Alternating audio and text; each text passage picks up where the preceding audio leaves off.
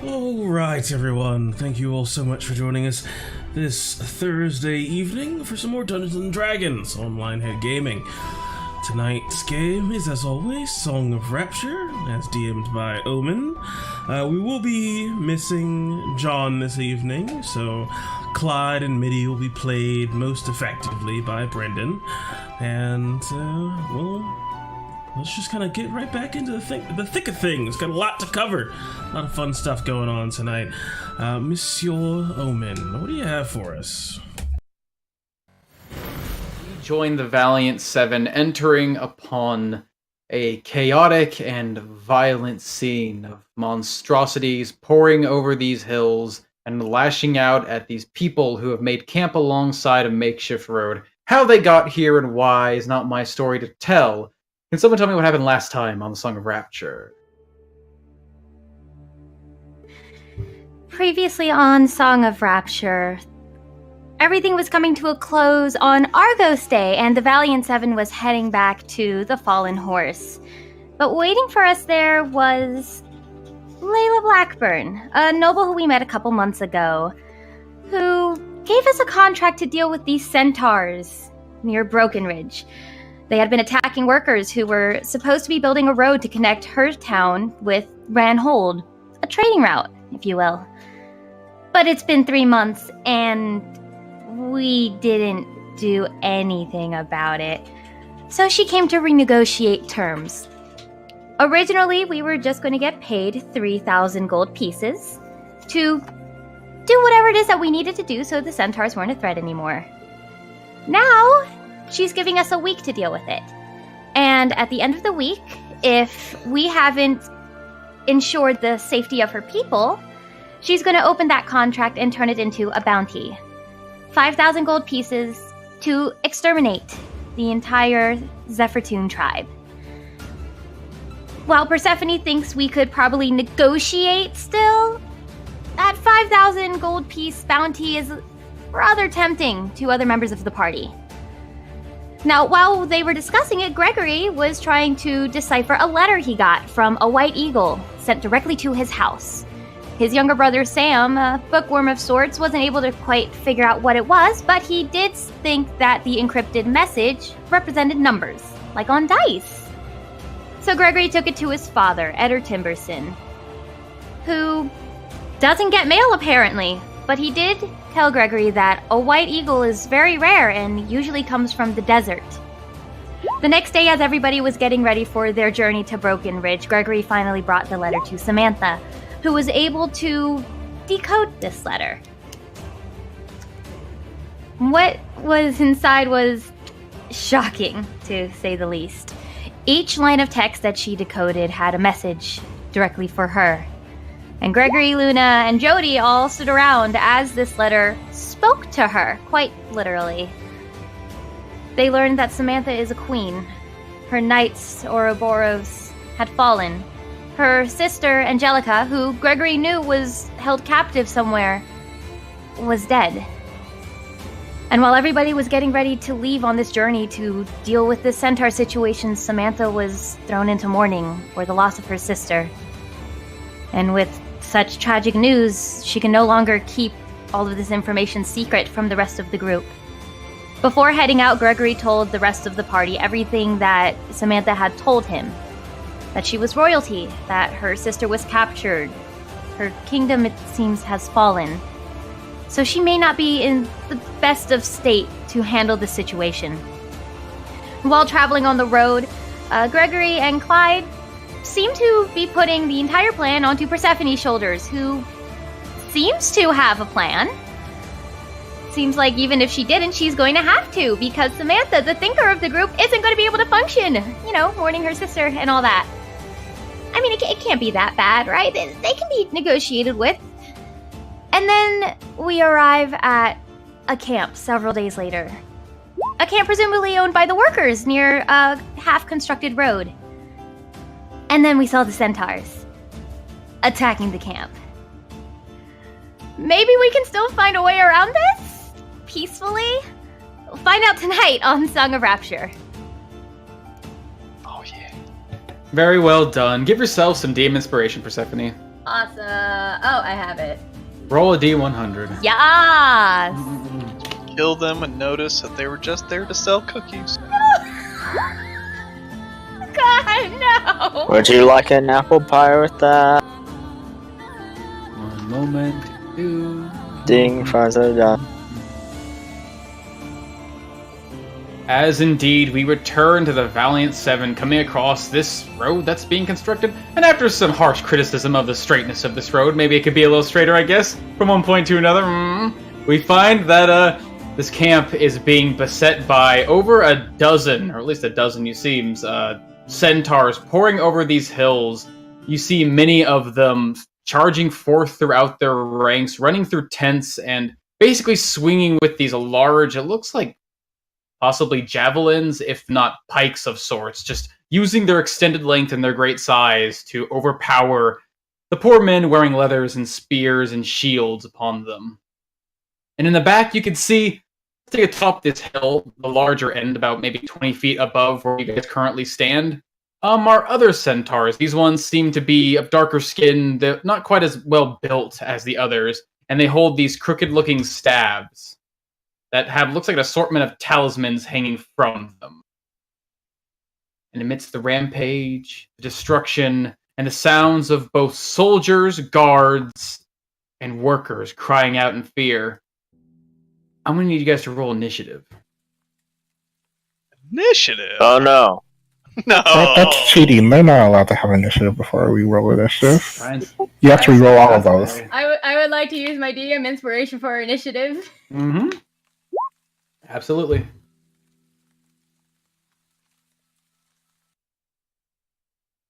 Oh no, I need my horse character sheet too. It didn't do the thing. You gotta roll it. You have to set it in your character sheet to do it, but I'll do it for you. 20. That's why I always keep Armageddon out. Just forgot I was actually on my horse. I'm got just two slightly dudes and two slower than a pets. fucking centaur. Ah! That's fair. They're horse people. They're pretty fast. Yeah, I know. Think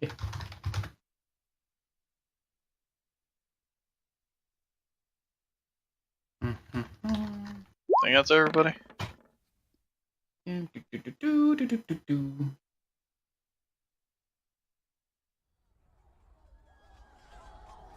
I not get Clyde? I don't see it, Clyde. Did he Yes. not click on Stokon? Could have sworn I did. I see an initiative roll for 3.14. I don't know if that was meant to be Clyde. No, that was me. I don't see a Clyde. I just put him on there. I didn't. Gotcha. Okay. Yeah. Could have sworn I clicked it. I don't know. Or her team. Weird. Okay, so quick on the draw. Clyde Arthur Thimble, you see this scene before you. You see men and women screaming and running basically towards the southern side of this road. You see centaurs in hot pursuit, some of them having circled around to try and cut them off in their escape. What do you do? Try to herd them towards the north and keep the civilians safe. If we can avoid violence, that would be ideal. Treat them like wild horses! Heard him, Tarzan! God, I don't know what she means, Mindy. Alright! As Clyde's just going to raise up an arrow and just shoot it in the ground in front of this guy. Okay. Plinking an arrow into the ground. Hey! Get away from them! Yeah, you see this arrow goes easily enough with your aim, Clyde. You're not really particularly aiming at anything in particular, just the ground in front of him. The arrow whizzes through the air, sticks him to the ground. You can see its legs. Normally you'd expect a horse to rear up at a sudden appearance of a weapon, but this thing's not much of a horse. It's more, it looks like where there should be a head, there's just this large and muscular human body set with, it looks like stripes and deeply cut muscles. It just sort of stands and halts its approach of these people, looking down and then looking towards you, and you can hear that low growl of a huff, like a horse snorting at you, just as it seems to turn your way. Oh, hello? First, I don't know if he's gonna run off. I'll try to slow them down. So they at least can't hurt anyone else. Alright. That's all Clyde's doing. All right, Samantha. You see this thing turn to face Clyde, but there's much more going on throughout this battlefield. What do you do? He will use a little bit of his movement to get one more AC. Absolutely.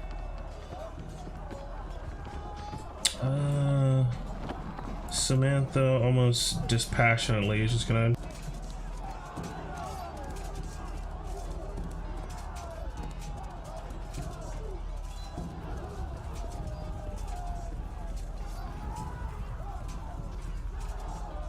sort of adjusting herself, and hearing Persephone just sort of calling out the things that she's calling out.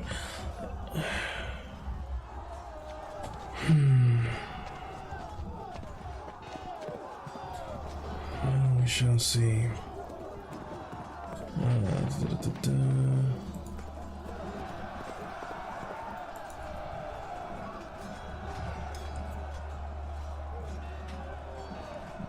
Huh.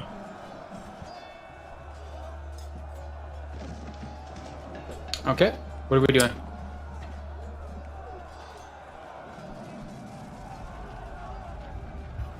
I can't think of a way to use that fast enough.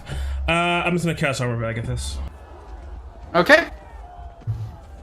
As your magic takes hold, coursing over your body and granting you an extra layer of protection. Yep. Well, let's see what you have up your sleeves. Yeah, that's it for me. Okay.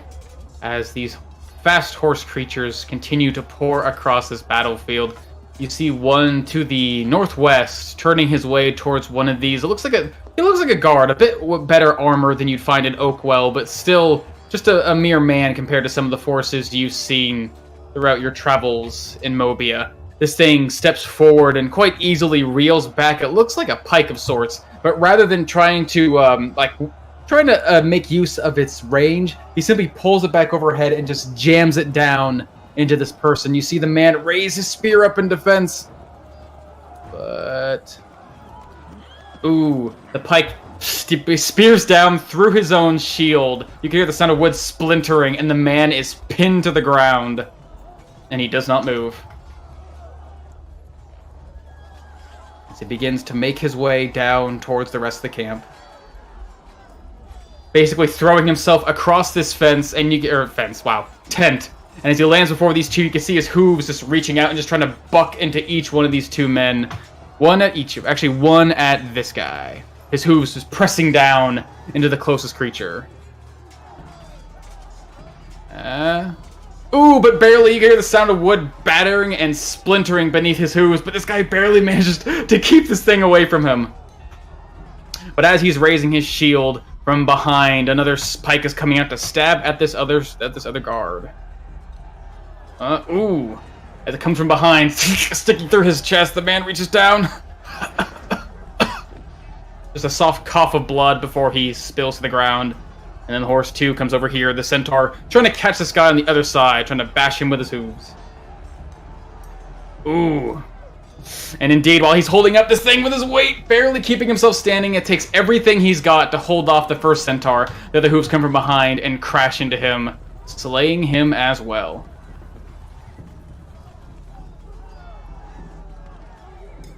As he spends the rest of his movement coming around to this guy. The centaur up north, you just hear a sound of carnage as weapons swing through the air as another pike comes after this poor guard. This man seemed he was not actually facing his opponent. He was running down towards the road, abandoning his post. The pike comes spearing through his back, and he drops dead.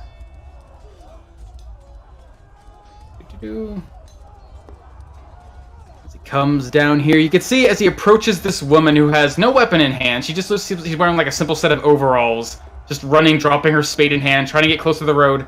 You see the centaur doesn't pull up his weapon. He doesn't smash her with his hooves. He instead begins to reach down for something else in his pack and pulls out this long and knotted pile of cords and vines before he just basically throws it at her in his approach. Ooh, but fortunately, she's able to duck away at the last second. She's a little too quick for him, as this net, heavy and laden with weights, clatters to the ground. But he's in hot pursuit of her. Just as the same, Centaur comes down, chasing after this poor worker. You can hear the sound of his hooves thundering down the hill, as he also reaches back and throws a net at this worker. Oh, there you go.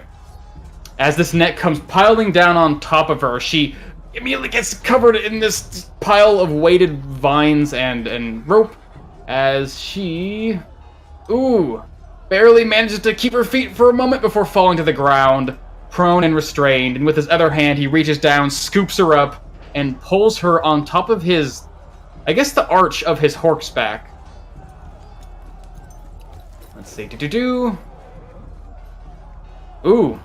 In plain view of the rest of the party, you see one centaur charging down the slope of this hill, pike in hand, getting quite a bit of distance for a moment, reeling back his pike before sticking it through the soldier. He raises his shield in defense, trying to stop the assault. Ooh, but just barely holding up his shield. Basically, you can hear it splintering into the wood. He seems to hold off for just a moment before an extra step causes the spear to rip through his body, as the guard falls dead. And similar to the last one, comes down here, reaching to his side, pulling out a net, and throwing it at this civilian. She needs to make... Ooh. Sort of traumatized by the sight of this man being impaled in front of him. She doesn't really move or react much when the net surrounds her. She falls, and she is prone, although she lays on the ground, covered by this net, restrained, not dead, but restrained, there we are. But not yet taken up into his grasp.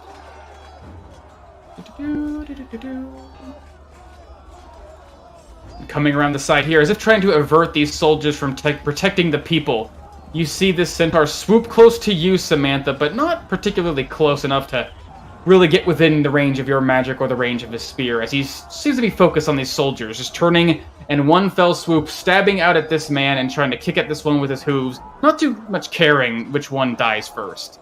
As here comes Pike. Ooh, but the first one manages to parry it with his shield, although you can see this long scar across the wood.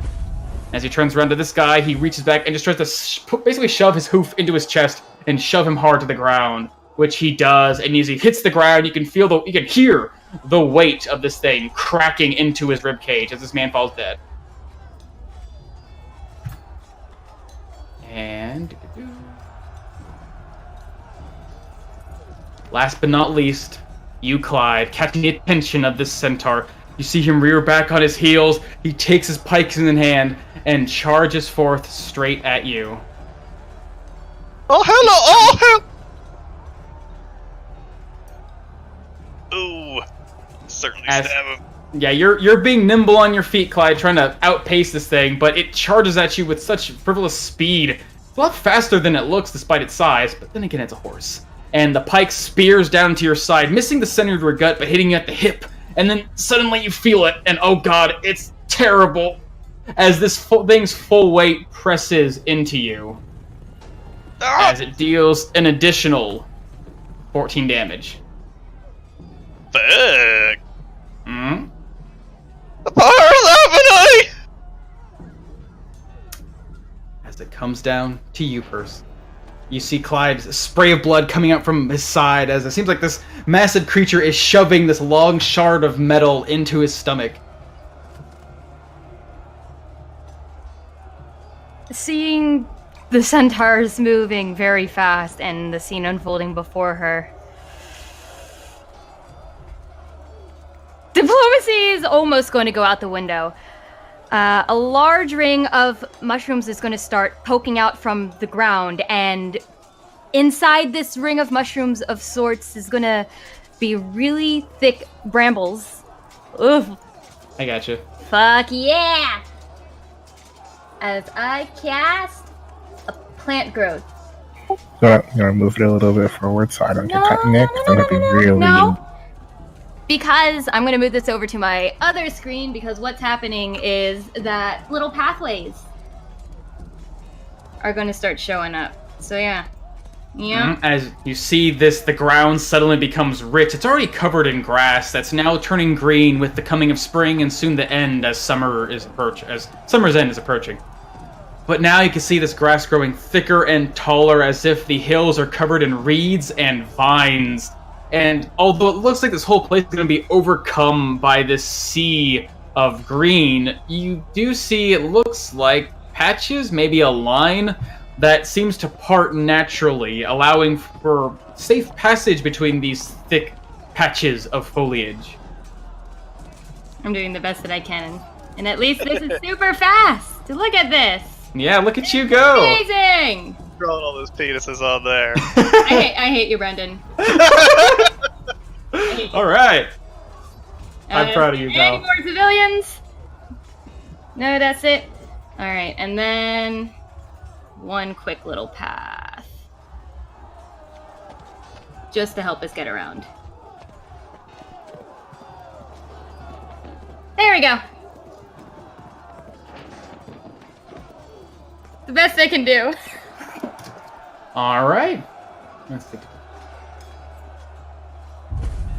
As you see this massive wall of green rise, but again, almost expertly, thanks to Persephone's sharp vision and her ability to sort of survey the carnage all around her, you notice that these basically walkways have been mazed for you. You can see over the patches of grass. It's not too tall to obscure your vision, but there is an obvious pathway, almost like a corn maze of sort, made throughout this grassy hill, allowing you to charge as you will, if you're willing to abide by the curves and the narrowness of some passageways.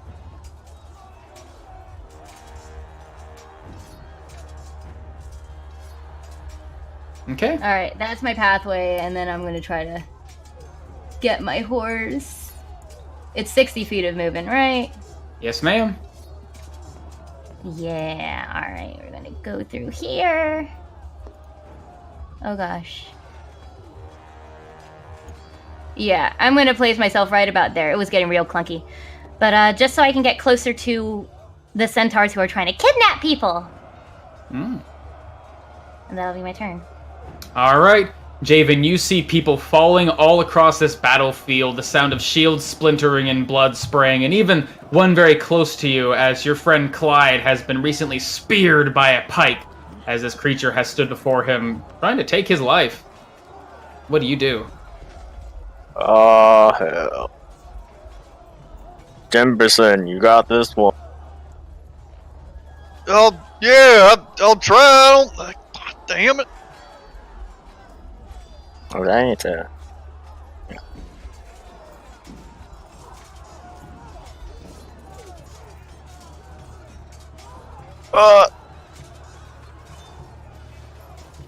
Let's stay.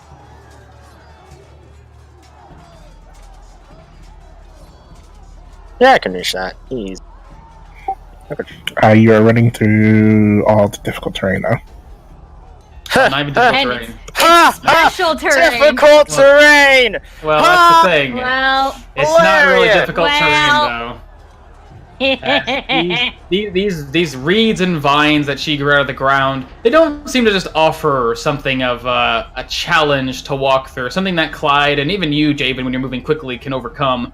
This is simply, these things seem to be reaching out and pulling upon the bodies of those who move through, explicitly making it harder just to move no matter how nimble you step. Get fucked. As plant growth forces you to spend 4 feet of movement for every one you want to spend.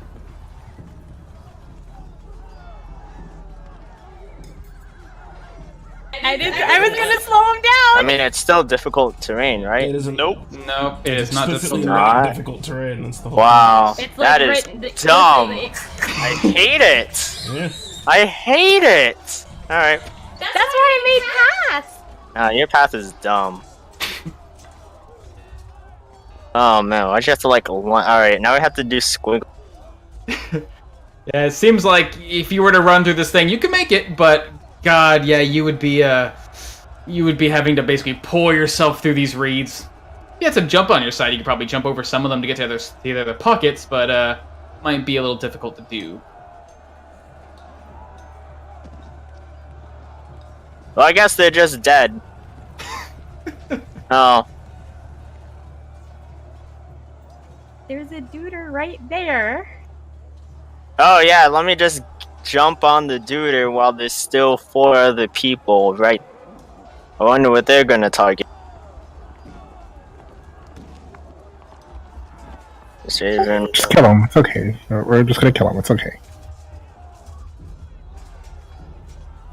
Run through the corner. Okay, Javen. As you make it, let's see, it's about 70 feet. About here, it becomes obvious now that you're moving through this grassy area. These people before you, they are not moving. These soldiers that are wearing actual, like, shining metal armor, you notice that they're pulling against something. It looks like they're in this thick grass too, although not the same that Persephone made. It seems like what they're caught in are these tall, reaching roots and vines sprouting from the ground beneath them. If you were to run through there, you would have to be moving through some difficult terrain as well. It looks oddly familiar when these tall vines seem to wrap up and entangle these poor men. They see you approaching, and you see one of them reaching out his hand. Help! Well, I am dashing. You are dashing. So bye, guys. No, go over to this guy. Wouldn't you have to make a save? Nah, I use my bonus action. Or does entangle not entangle things as they step into it? No, I think it's only entangle when it's first cast. When entangled is first cast, anything in the area has to make a dex save. Otherwise, it's just difficult terrain. And then plant growth is just. It's like an explosion of plants that grab you. Step of the wind, able to glide right past, hopping, skipping, jumping my way through these roots. Starting with the first guy, I'll try to tear him out, working my way back. Sure. Give me a strength check. Oh no. Gonna be dex. Give me a strength check. Got him. Ooh, as you're reaching out and grabbing, where it looks like this guy is mostly tied, you can see a lot of these roots sort of just keeping him in place, and you think, oh, maybe if I just pull here, unroot this thing and get rid of it. And you realize the moment you start pulling, this thing is not a normal root, obviously. It is empowered by some magical force. These roots that should be able to tear easily between your muscles, Javen. They're not giving as you're pulling, and yet he remains restrained. Fine. It's okay, we're saving people. This way, y'all! Or something. As he sees the path lead around this way. Can't really see around the bend. But he knows that there are some people over here. But he can't see. So he's just using his voice to try to guide him. Oh, you can see just fine. It's just that these things are going to reach out and grab you. Oh, okay. Yeah, plant growth is not like a maze of walls. It's just you can see a pathway along this thick grass that's grabbing at you. You can easily see where you can go help more people need to be helped. So you can guide your allies. Is that your turn? Yep. I struggle to open the guy who's farthest away's bond. As Luna, you see the ground get covered in this sea of whirling and reaching grass that seems to just impede everything that comes in contact with it. You see Javen rush off ahead, trying to help the people who, now that you're looking at him, seem to be bound in vines as well. And Persephone seems to be rushing off to help the people who have been kidnapped by it looks like a pile of nets and centaurs who carry them. What do you do? Just throw my hands up in the air, like I don't even know if we're slowing them or killing them. What are we doing? They're killing people, Luna. Sure, I don't want to set this entire field on fire. Do it. There's no good fireball targets anyway. There really aren't. Like, well, what about Who wants here? really fast travel, guys?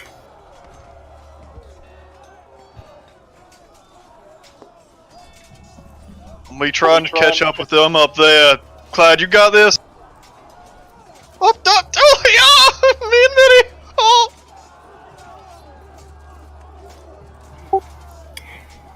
Yeah, Samantha, we can see further. I'm gonna slap the back Samantha's back and a twin cast fly on her.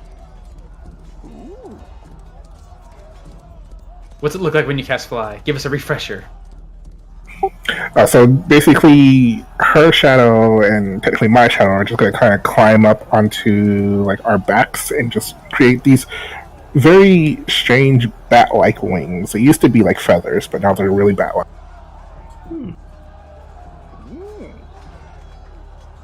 Okay. So let's see how far was that? It's right there. So I have 65 feet, so I'll go 40 feet up. And then I will quicken cast an Eldritch Blast on this guy over here. I'm not on the third thing, that guy. There you are. Sure. Send in 2 blasts at that boy. Oh, because you're a spell sniper. Mm-hmm. Although I think you're just in range anyways. As, 2 blasts going at this large centaur who seemed like he just buried his hooves in the back of a poor guard, now turns to another. And these 2 shots come flying his way. First one catches him off guard and strikes him true in the shoulder, and he reels back visually. Give me some damage. Both of them or just one? Just one. The first one strikes into him, and the moment he feels it, he instinctively reels away, and the second shot flies over his shoulder as well, as he takes 3 damage. And he looks off in your direction. And then that's it. Okay. Chester is being ridden by Samantha. Phobos. There's Chester right there. That's what guys say. Phobos is being written by Samantha. You can see these men in the center, Javen, are still struggling against these vines. Goddamn Zephatoon! As you see a couple of them pull out their weapons, a sword and a mace, and start battering against the vines, holding them still, as they're going to try and break their way out of their hold. Ooh.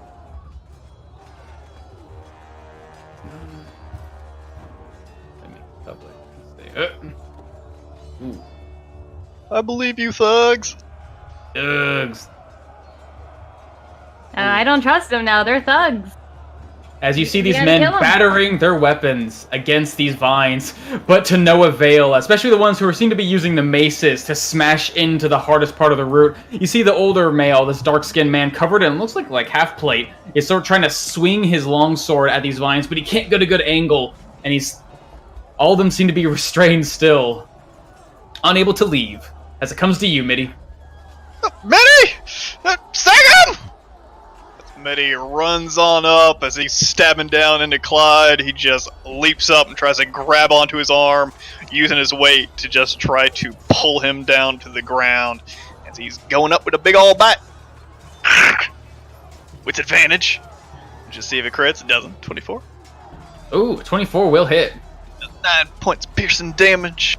Nice. Does As it your need to teeth- be smaller than that? Oh yeah, wolves don't have a limit on how big Wolves they are can get. infinitely strong. Yeah. Pulling dragons out of the sky as he's trying to wrestle him down into the weeds so maybe the plants can swallow him.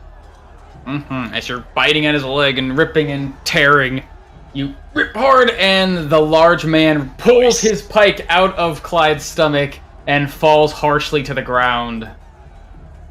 And he This great basically weight. just pulled him down with the weight of himself, with the momentum of him leaping up into him, landing just on the far side of Clyde as he wrenches him down to the ground. That's Mitty's turn. Oh, good All job, right. Mitty! You can see up north upon these hills, it looks like these dark-skinned centaurs who don't seem to have much armor on them, looking around and watching the plants rise to grasp onto their bodies. You can see one of them, the far north one, sort of reaches down his hand and puts it against one of these plants grasping onto him, and he begins to speak to it, although through the distance... Well, even if you could see it, Luna, and read those lips, the words are not of a language you understand. And you could see that the vines actually begin to peel away from him. As it seems like within this radius, all of these imposing plants pull back to the ground and seem to flatten themselves, making this radius of an easily walked area as he steps forward onto the path.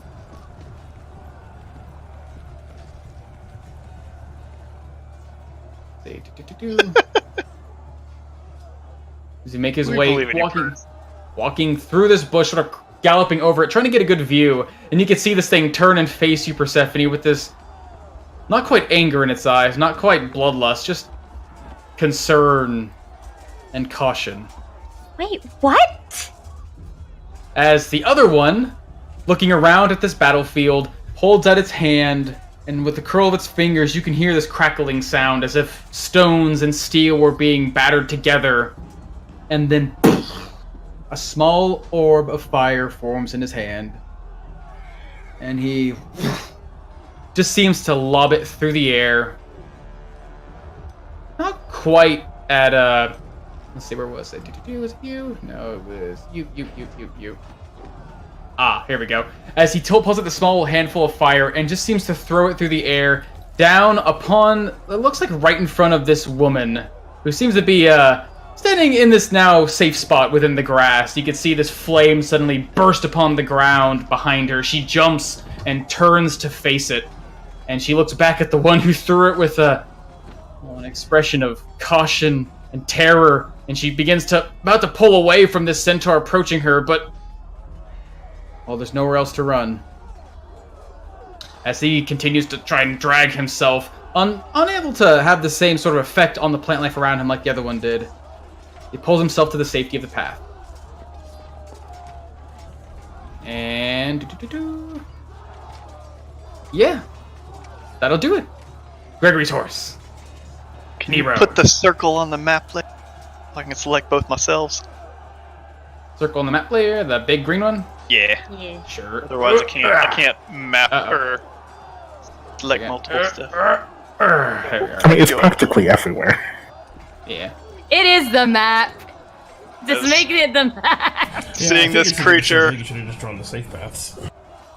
That's true. seeing this creature torn to the ground. Drop that, David. Hold on without me for a bit. As take one step forward, as Nero taking control, as he rears up, muscular body taking form, as he starts to sprint forward. As he does, gets to the edge here and just rears up and leaps as he just soars through the sky with his 18-foot jump, landing right in front of Persephone. Burst! There's no talking out of this! As he is turning and charging this motherfucker. Hooves a-reared, as he is going to try to charge and bash into this own bitch. Oh, snap. Give me that attack. He's hoofing him. Ooh, and hoof him you do. This man looks like he's reaching down trying to grab at the restrained and netted woman on the ground, and doesn't have enough time to react to this horse suddenly appearing. Like he wasn't paying too much attention to the sound of horses and hooves moving throughout this battle until you got close. As, ooh, you batter Kicks him him in harshly. the side with enough strength to almost maybe send him reeling, as I need a DC 14 strength save, because I moved 20 feet in a straight line before hitting him. Mm-hmm. Ooh, Aw, even damn. though you bash your hooves into his side, you can actually hear and feel through beneath your hooves, Nero, this crack as you give through a couple of his hardy ribs. But fortunately, his lower horse body is stronger than his upper body, and he manages to keep himself level, perhaps with the plants holding him still, giving him a bit of extra strength. It turns to Start to face pull you. out my sword. Damn monsters, these people innocent, leave them the hell alone! As that's Greg's horse's turn. Okay. As we come now to the weaker folk, you can see the woman on the ground before you. Greg is trying to force her way out of this net, just seeing you arrive and no longer paralyzed by the death of the person she watched die before her. She tries to wriggle herself out of this net, using what little strength she has. Ooh, but you see her just sort of struggle on the ground, unable to escape. She tries to get up on her feet, but falls back down. Please, help! Get that thing away from us! As this woman here, finding a safe place to run, doesn't quite understand what's going on, but there's people here with weapons. She runs behind the guards and tries to get the hell away from where these centaurs are, who seem to be somewhat stopped by these plants. Well, the guards here step forward as best they can. They see there's reinforcements, they're a bit more inspired as they step forward, spears in hands, and both jab out at this centaur, who seems to be somewhat trapped in the grass. Ooh. And while this thing is sort of distracted by the plants clinging to its body, you see it look up just in time for 2 spears to stick into his horsey side, dealing 9 damage.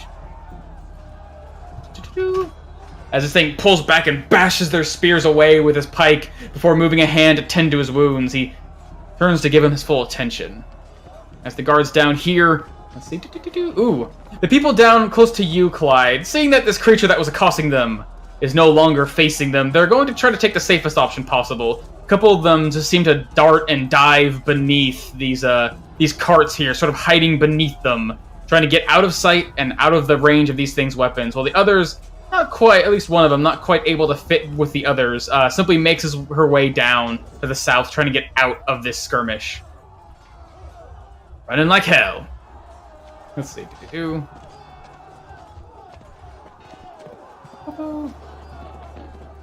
Uncertain of where to go, this poor worker, trapped between a centaurs on one side, a centaur to the south, and it looks like quite a harrowing path to take to safety on the other end.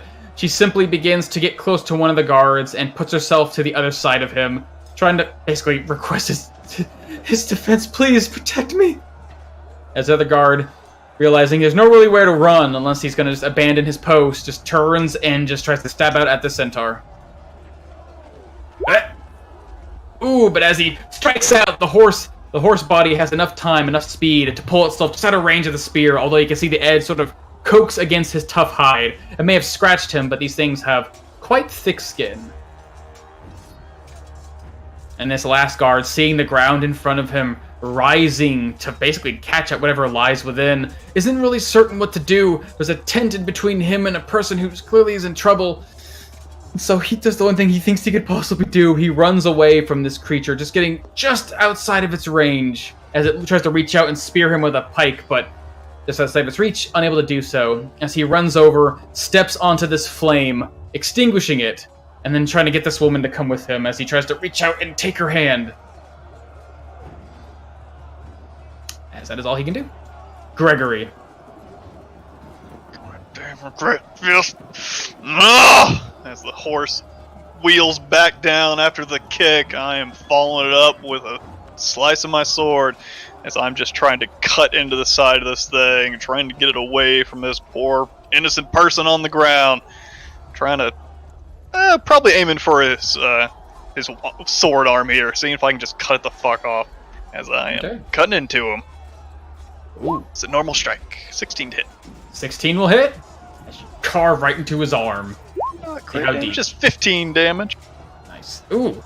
As you do swing, Greg, and you feel your blade carve into his flesh, you fought tougher things before this, these undead creatures with unnatural fortitude, and this thing, as big and monstrous as it seems, is in a way still just a man, as the arm falls off its side and hits the ground. As it holds on the stump. Ugh! With that one, those fucking hooves, as I'm just going to try to stab into his chest, seeing him mortally wounded, but still anger in his eyes. I'm not going to fucking let him get away, as I'm just going to drive the sword into his chest the best I can. If I can take him out as I'm sitting my eyes on this other one up as I cut down into him. This time I'm just driving the sword home with everything I've got, trying to take his life. 12? As you reel back your sword, and you see this thing wounded, almost kneeling before you, you take your blade and you thrust it forward, and then those damn hooves. This thing has enough time to reel back and just bash your sword hard to the ground. It takes basically the rest of your strength to keep your sword from leaving your hand and hitting the ground with his hoof as you pull it back, unable to strike true. Damn it. It's gonna be alright, as I just let go of my sword with one hand, pointed out in one direction as it seems like just a burst of light shoots out of my hand as the innocent person here on the ground, wrapped up in a net, starts to slowly glow with a white light that seems to almost flash up into the centaur's eyes that's standing over top them as I cast a sanctuary on them. Doing the best I can to protect them. You can see the centaur like reel back for a moment as this woman, basically resting on the back of his horse body, begins to glow with this protective light, but he immediately just steers his eyes away. That's my turn. As Clyde, reeling from the blow you just took, but watching as Mitty takes this horseman down. What do you do? With him on the ground, just going to take the chance as he wheels out, pulls out an arrow. Alright, Mitty, let's end this! As he's just going to try to stick an arrow into this thing's side as it's laying on the ground before him. Shoot. Mm-hmm. As a hunter's mark, a little leaf is going to drift down onto his side. Right as it touches the side, almost attaching to him ever so slightly, the arrow is loosed. Right? 16. 16 will hit. Doing 17 2 damage. minutes. Ooh. As aiming for that little leaf and seeing this thing so exposed before you, I mean, there maybe is a chance you could have missed with how big this thing is and how meaty its haunches are, but no. You're aiming for the spot, not for the whole haunch of this thing. And you strike true as this thing reels back, coughs up some blood, and holds on to this wound. At least tries to. It's a little too far away from where his hands could possibly reach. As he took quite a hearty blow. As he's wheeling on the ground, Clyde puts an arrow into his side as he starts to kick out or so, and Clyde, Mitty's just gonna grab onto one of his legs and just fucking try to gnaw on it as to keep the hooves away from his little buddy. Big buddy, I guess. As he's biting him as a reaction. Bite and tear. Ooh, It's got advantage on it, too. 11 points Ooh. of piercing. 24 will hit as you bite onto that leg. You do, in fact, keep one of the legs from kicking out at Clyde's leg. But fortunately, you catch it with your teeth, Mitty, and with enough of your strength, you're able to reel it back and shake until this leg goes almost limp in your mouth. As... Ooh. Just trying to keep him on the ground.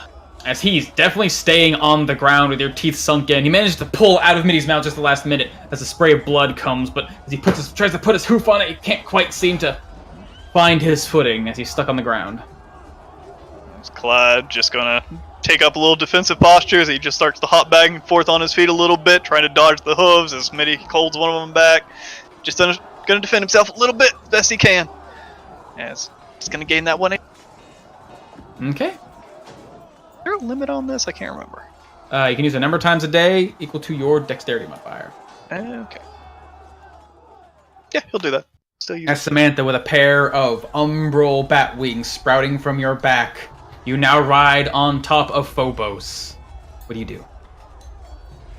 Just kind of getting that magic slapped into her back, just kind of shakes her out of this sort of stupor that is kind of weighing down her mind, keeping her distracted as she kind of snaps to and kind of realizes everything that's going on, and her mind starts racing as she tries to think back to a long time ago. Centaurs. Who was it?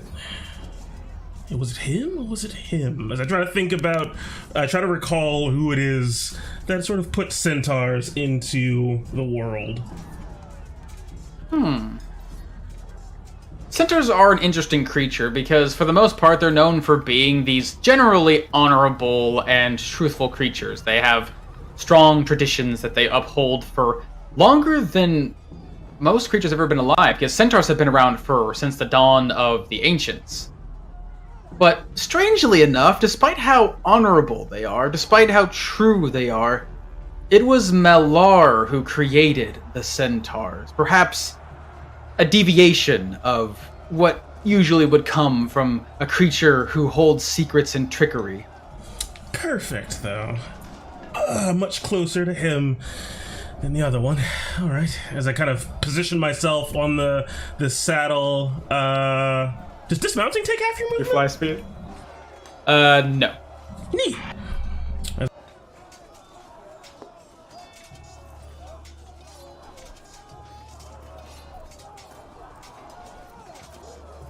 Pretty sure it do.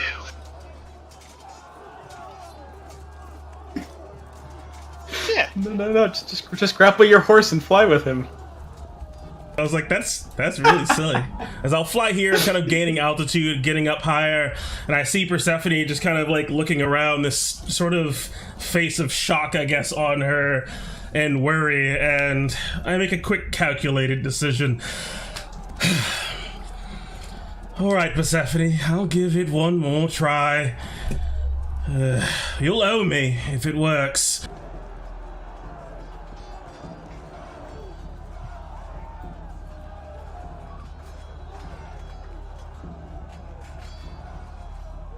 Pythagoras math like fucking Brendan, or are we just doing...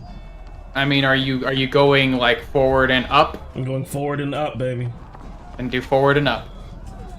Okay. We're gonna fly like 30 feet forward and 20 feet up. We're doing 30 feet forward and 20 feet up. If you want to do hypotenuses, I'll leave the math to you, baby. I want to do hypotenuse. Yeah. Square and then Google how to hypotenuse. it's just a matter A of squared time, plus really. B squared equals C squared. Hey Alexa, tell a joke.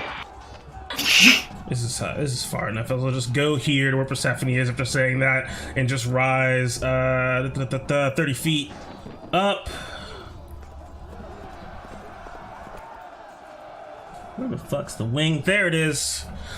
As I sort of just get that high and kind of survey the whole situation before calling on some magic, trying to recall everything I can about Malar and his symbolism, his presence, at least the one that people are, well, that they prefer compared to the truth. Or, can I say confer or prefer? What did I say? I don't even know what I said.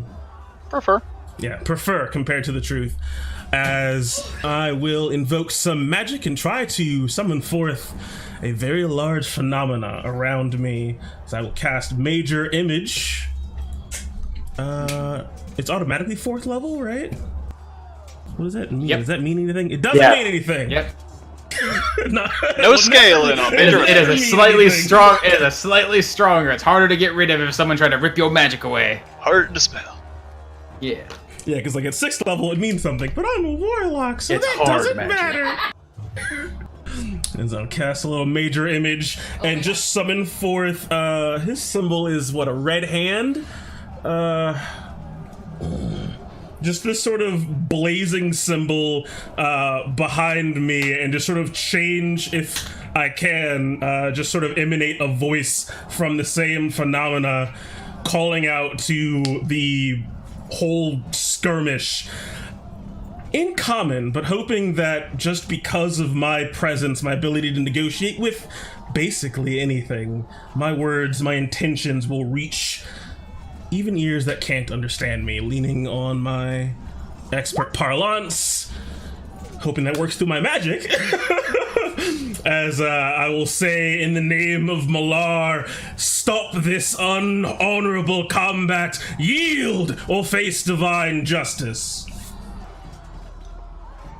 You certainly do make an impression, Samantha, as this mass of, like unfurling magic seems to take shape. It looks like a form, it looks like the shadows and smoke itself of this magic are taking different shapes. You see like this massive, like humanoid wolf thing rising from the middle before it seems to sprout wings that extend out to these long arms covered in claws and spikes running along them with a head full of spines like some sort of twisted lizard, as if you're constantly changing between these animalistic shapes. But between them all, there's this glowing red symbol, like a handprint or a paw print where the face should be. And it catches the attention of not only the centaurs, but the soldiers as well. Roll me an intimidation check. She's a witch! Yeah, I'm just kind of like, I'm swirling all of that imagery around myself, too. Yep, the height. she's a witch. There's a hi, Gregory. Right there.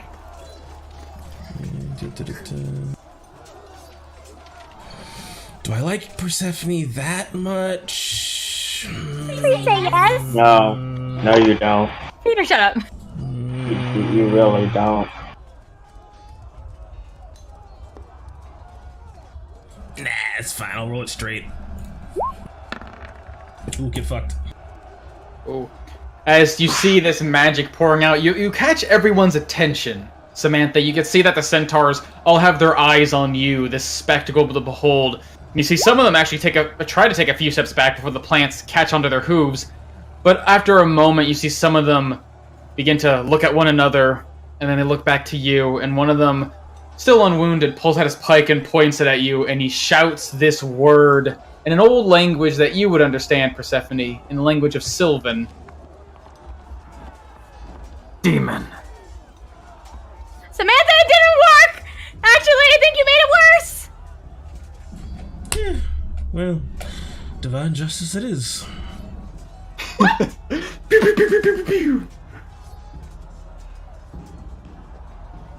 Okay, anything else you want to do?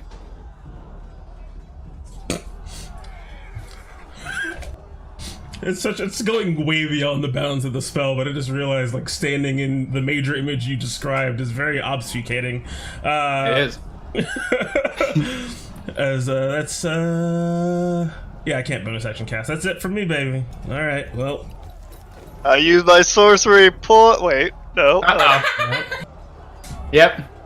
Alright, as the centaurs, deterred for a moment, continue to move, you see, let's see, going back where we started. This one who was reaching out to catch this woman, but now you see, looks like a guard behind him trying to take her hand. This man gets frustrated, and this centaur just steps over, pulling himself and peeling his way through this grass to get to them. Just reels back his pike and just... You see him about to stick it down into the soldier's chest until... Well, then he changes. And instead, the pike comes down like a hammer, trying to bash into his body. Boo, boo, boo. Ooh, but fortunately, he still has his shield strapped to his arm as he raises up and catches it. But then as he raises his shield, the hooves come out to kick him in the chest. Come on, hero. Nope. No hero guard for you. Ooh, but as the hooves strike it to his chest, this man reels back, almost lets go of this woman, but still holds strong, as he's still very much alive. Ooh, hero guard. Mm-hmm. I believe in you, hero guard. 4 times 10, 4, ooh. As some of these centaurs try to pull themselves through this bramble, they get about 10 feet or so before they realize it's almost impossible to move this way. And instead, this thing just turns his head and just begins to drag himself the rest of the way at a faster speed towards the north. This one right next to an enemy still sees this man holding up a shield and a spear in front of him, reels back his pike, and tries to stab him. Ooh, but as he stabs down, you hear the cracking of shield as the wood gives through, but it holds onto this pike, preventing it from truly hitting him. But then he pulls back, almost taking the shield off this man's arm as he tries to step on him with his hooves. Ooh, but he's too quick. He managed to pull himself, almost falling backwards with his shield releasing from his pike. And in doing so, he tumbles as the hooves thunder down to the ground. It seems like after having a moment to get themselves bared against this threat, these mere guards are a bit more formidable than they appear. And this centaur here, just trapped within this shitty bramble, barely makes it to this opening where he looks over to the side and just tries to spear at this man who seems to be holding a shield up in front of him defensively. Ooh, as you see him stabbing down, the man knocks it away with his spear, but barely able to, as, again, he steps forward closer, just trying to stomp on this man with his hooves. Ooh, but even with his shield raised, these hooves reach high enough to crash down on top of him, and the man is crushed to death beneath this thing's weight.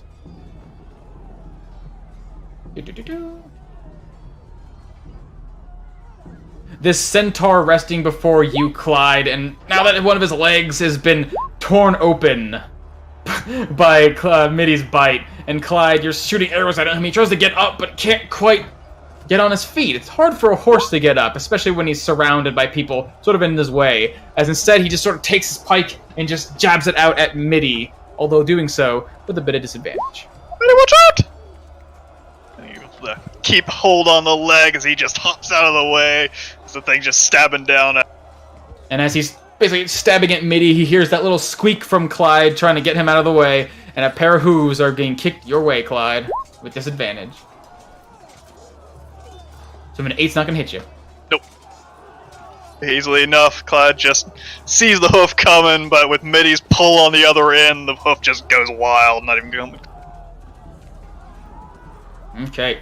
As this guy up here, now accosted by 2 soldiers, sort of gets close as he can to them, reeling back his pike and just stabbing as close as he can, trying to get into their chest.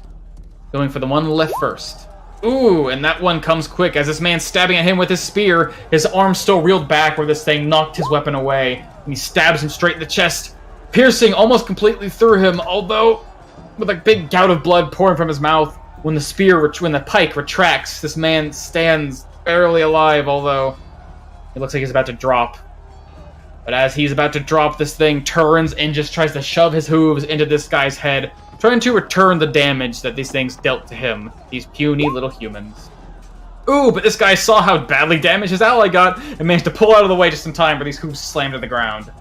So as he get closer and closer, just shoving his way into their personal space. The one that you wounded, Gregory, you see him holding at this bleeding stump and having just barely avoided your sword. He looks down at the woman on the ground, looks back to you, as he rips himself from the vines onto this path and then begins to limp, seemingly pulling himself away. And as he does, the blood from his arms he just sprays in front of Nero's face, causing him to reel back slightly as he seems to be disengaging, but only makes it about this far. Hell back here, you bastard! And the one holding on to this captured woman just turns and tries to sprint for the only seemingly safe place. One that seems to almost not quite follow, but lead a path around that shamanistic looking one as he makes it about here. Ugh. And that's about it. As eeny, meeny, miny, mo. That's all the turns they go. Persephone. Alright, I'm going to first use my gift of the Guardian Thorn Whip to reel this one towards me. That's within range, okay. Right? Yeah. So I'm going to pull her towards me, and I'm going to hop off my horse to use my sickle to see if I can cut the net off from her. It would take a little bit of work. It would take more of an action to do so. Yeah. But while you're on your horse, you manage to...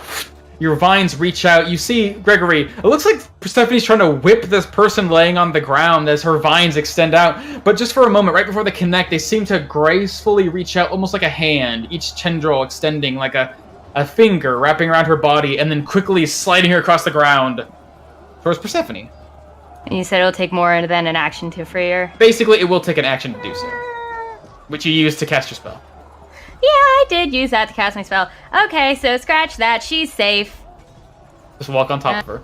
No, I'm going to try to go around her.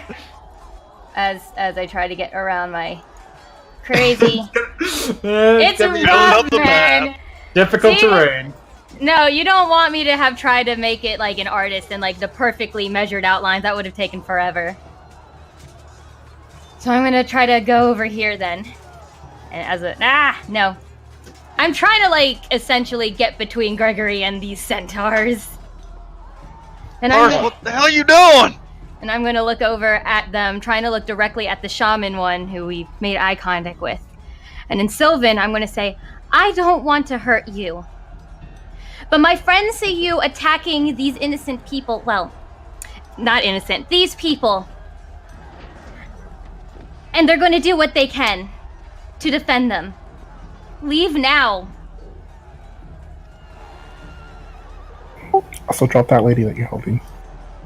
I brought her towards me. She's not on my Yeah, horse. the one on the left has one. Okay.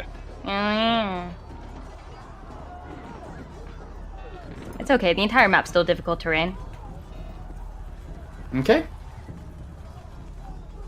But as a bonus action, because I can, I'm gonna hold on to my crystal and I'm gonna cast Guardian of Nature. And I'm gonna turn to a tree. Look at you casting your cantrip and your high level spells as a bonus action. Awesome. Oh shit. What does it look like when you cast your Guardian of Nature? I'm gonna hop off my horse because my poor horse. I'm just gonna like wrap it in vines. My hair turns into almost ivy, so it keeps this wavy look to it, and then my entire face hardens ever so slightly, so it looks like bark, but not rough bark like that of oak, almost soft, similar to birch. And that continues like throughout my entire appearance, even my clothes, looking like they are part of this tree-like image with some flowers sprouting here and there. They look like a literal goddess.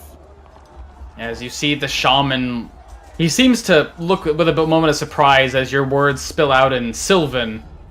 Almost recognition, your insight telling you that he's hearing what you're saying, but then as your magic takes over, it's the eyes of these creatures that seem to really catch on to you and look on with shock and a bit of awe, although they don't seem to hesitate in their movements, still pulling away from you guys. The wounded one and the one capturing this human.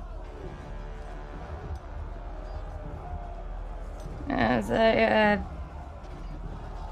steadfast, but I look back at Greg and he's like, help the woman behind you first. I ain't letting him get away! Yeah, and that's my turn. I mean, that Okie totally dokie. has a lady on him. I know! Yeah, that's true. I keep forgetting that. I like zoomed out my map. Scoop her off, and I'm just like, all right, well, this is mine now. Thanks. Just put it on your back. As Javen, you continue trying to rip this thing's vines away from these guys who are trapped within this, seems like this entangling field, but to no avail. What do you do? Alright, you guys got. With Javen leaves it, seeing that he'll have basically no purchase, and dashes on up to protect the woman. And I really don't want to do this, but as if I can. Javen will jump up and clasping his two hands together and bringing it from behind his head and then slamming it down on this centaur's head. Oh.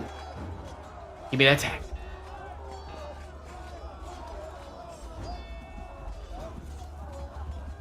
Hang on, I'm waiting for it to highlight.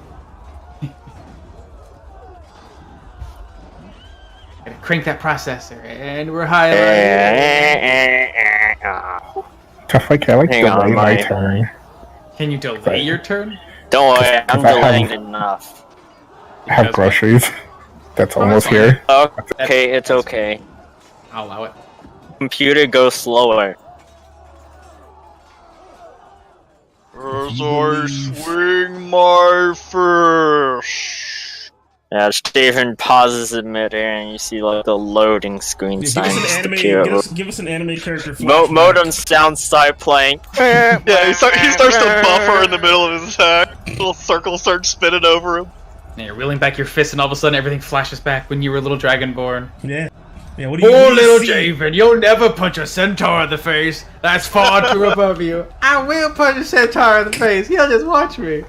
Like, Father, have I made you proud? Ha! And that's the first punch. But then the kick is a different flashback. Javen, you'll never punch him once more than 6 seconds. I'll punch more than that. I'll punch 5 times. Isn't that a thing, trying to punch out a horse? Probably. Hopefully not. For psychopaths? Pretty sure that's a thing. I mean, it's a stupid thing, but I'm pretty sure it's like a cow tipping thing. Are where we it's still like, moving? But cow Javen? tipping is a myth. I clicked on it. The text is red and I clicked on it, so we'll see how long that you takes. want me to punch for you, buddy? Alright, punch from me. Okay, punch for you. I don't think you're blessed anymore. That's not blessed. Ooh, as you jump up and you swing your fists together like a hammer, trying to hit this thing in the head. Your fists actually connect with the edge of his scalp, but he pulls away at the last second. It seems like these things are naturally quite hardy, and though you made contact, it wasn't enough to truly, really damage him, as you rolled a 12. Oh, jeez. Hey, there you go. Hey, there it goes. Alright, see, clicking it thousands of times made it work. Uh-oh. Okay. Let's prepare for that. We're about to have a sound stack. Alright, so, it's Javen. I don't want to play with this. Kicks his legs. Wapow! Okay, as you land on the ground, you realize striking high may not be the best place, and these things, well, they have strong horse-like legs. Well, they'll give beneath your strikes if you hit in the right place. Says, give me an attack. I don't know, I gave you like 3. Yeah, I know, but I don't want to be like that hit. I want to attack now, and I want to also flurry of blows because all those will probably hit. No, yeah, give me the roll, buddy. See, I made me waste my good rolls on my lag. Ooh. As you swing down at this thing's legs, but these things have been hopping and stomping all around, and as your blow comes beneath them, you manage to lift his legs up just in time. Although you were quite quick and a little faster, you may have hit him. Oh, you. Steven lowers himself, gathers energy in his legs, and jumps up and uppercut fits this guy. And one more time, watch.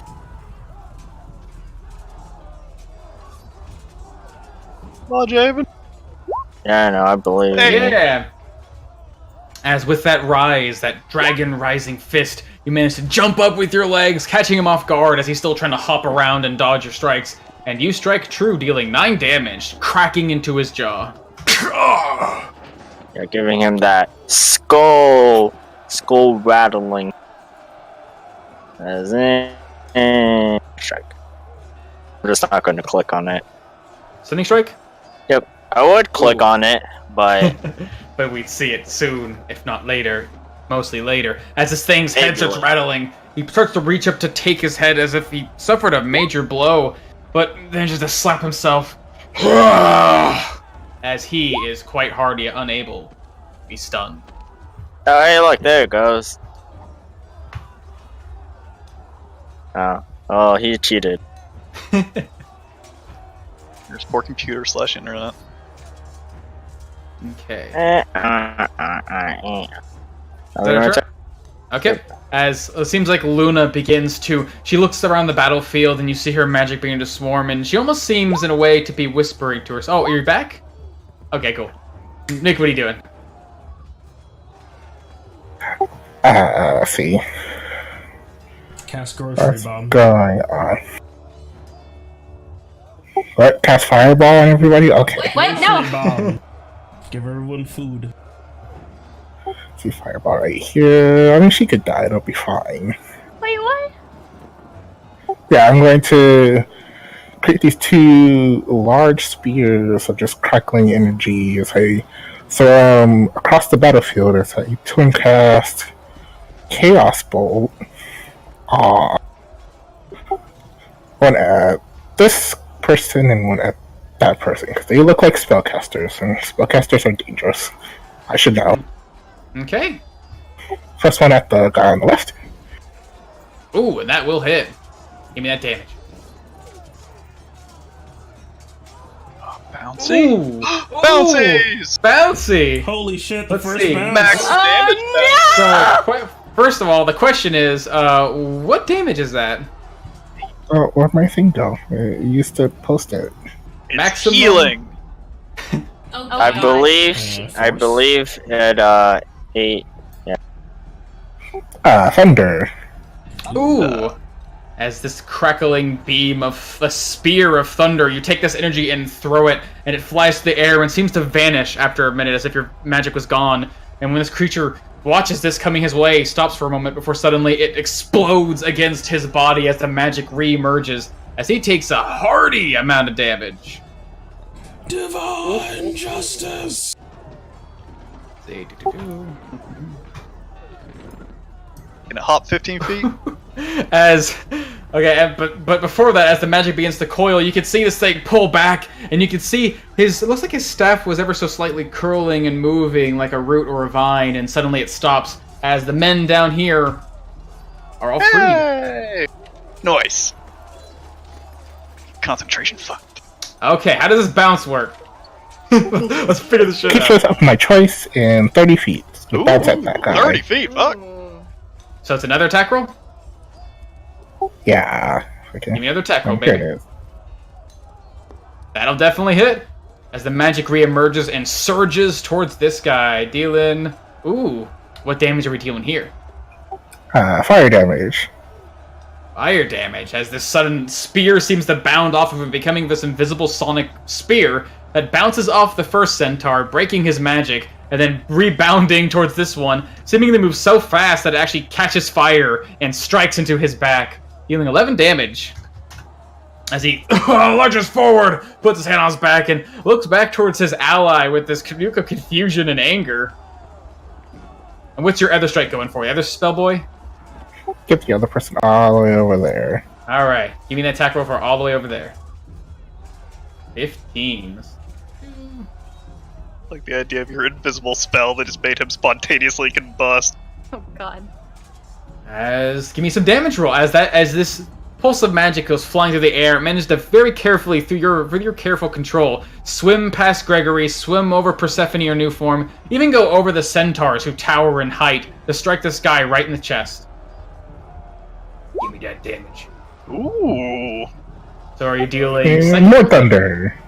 As again, you guys feel, Persephone and Greg, you feel your hair sort of get pulled as if the wind itself was moving suddenly. And then just before you try to catch what's going on, the man in the back gets struck in the chest by this sudden burst of magical force as he takes 19 damage. I use a bonus action to change a third level spell slot to start Sweet Points, and then that's it. Nice. Okay. As your strikes land true. Phobos is still... Phobos, what are you doing, Phobos? You're no longer being controlled. Yeah, Phobos is just a riding horse. He's hanging out.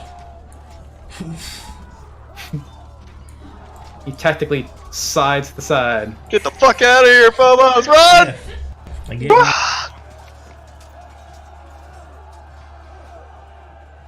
He knows what that means. Starts eating. But I'm Phobos. I don't move from my spot.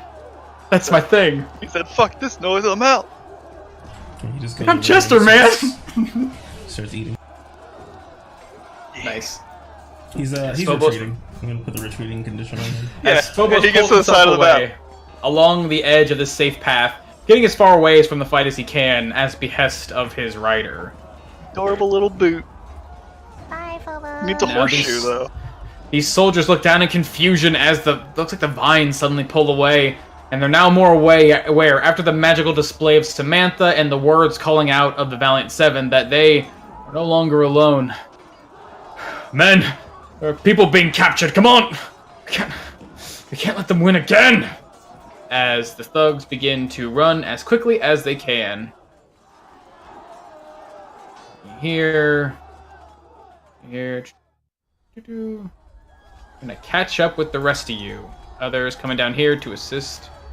Javen.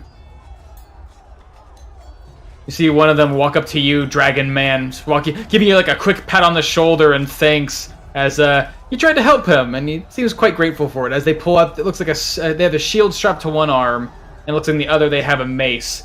Don't worry, mate. We'll get this one together, filthy monsters. Yeah, fuck them up. As this man here will be charging down, looking up at this mass of horrible magic. I don't know what you are, but thank you. As he continues to run up here, trying to join up with the rest of the people fighting.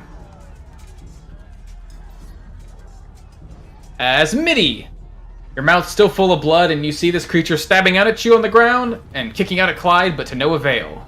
Yeah, he just sees Clyde still getting kicked at as Mitty is just trying to fucking tear this leg up as blood is just pouring out of it at this point, but he's just trying to, you know, do the dog thing where he's just shaking his head back and forth as best he can just to try to rattle this thing so it'll lose consciousness and it'll stop kicking. He's just biting down with advantage. I should probably take advantage. There we go.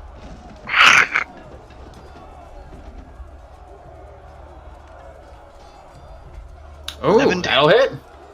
As he's Ooh, just, how do you want to kill him?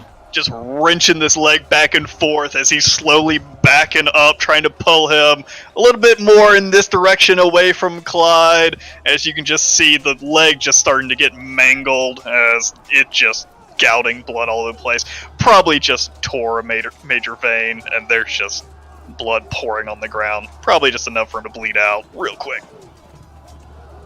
Now, these horses, they're known for having lots of big blood vessels, and as you rip off one of these legs, you can see very quickly, almost like the face of this thing becomes gaunt as this torrent of blood pours from his missing limb, basically. And as you drag him just a little bit, these things are pretty heavy. You only get him a little bit away from Clyde, but he goes still soon, and he dies. Smitty, you're gonna need a bath. And Smitty's gonna let go of the leg. As he's gonna start... probably just start charging after this thing as he leaps off into the grass with his 12 strength, so he doesn't get very far. But he basically just lays in the grass and starts trying to make his way over to this other one.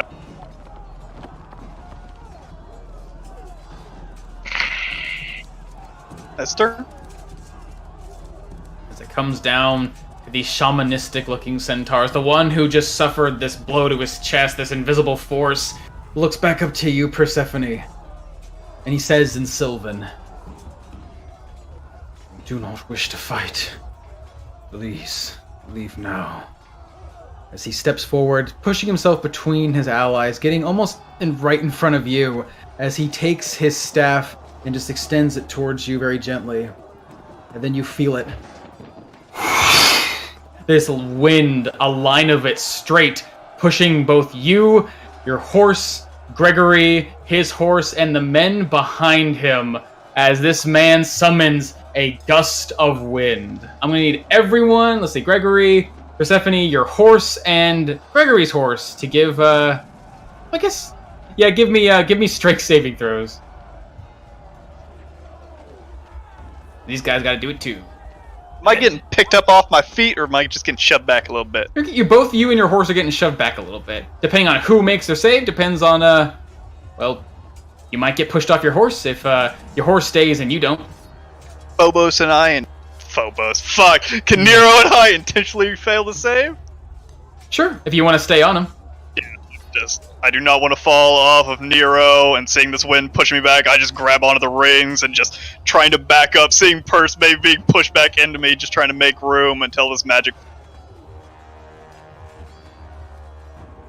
Do I have to make a separate one for my horse? Yes, you do. Oh god, horse! You get +3 to your saves. Oh, there you go. Oh, you don't. Your horse does. Oh. Psych. That's the wrong number. There we go, here's my horse. Okay. You got 12, your horse got a 15. Yeah, horse got a 15. Okay. As the horse manages to keep himself steady on the ground, pushing against this wind, perhaps just bolstering himself, thanks to your magic, sort of helping root the area around you. But, you, Persephone, you feel the sudden burst of wind, almost like a surprise, and you are sent flying 10 feet off your horse towards Gregory, who also, along with Nero, slide backwards 10 feet. Or 15 feet, rather. So far! Let's see, as Persephone, give me an acrobatics check. Purse! Ooh, fortunately enough, as you're about to fall, you feel yourself tipping, your feet going up, your head going down as you get launched off the horse. But fortunately, you're light and graceful enough, you actually manage to land on your feet and keep yourself standing. As this man continues to point his staff towards you guys, keeping this wind constantly blowing and offering you guys quite a challenge in terms of approaching him as this gale continues to blow. Ooh. Mm-mm-mm. And the other one, realizing, looking down, touching his wound, you can see it looks like he's been speared by something that's no longer there, like an invisible weapon. He calls out to some of the other centaurs in Sylvan. Some of you just hear this, it sounds like this grunting and barking with like a slight sort of, if there were words, it almost sounds like really rough Elvish, but to you, Persephone, you can tell they're saying, "Pull back! We can't win this one!"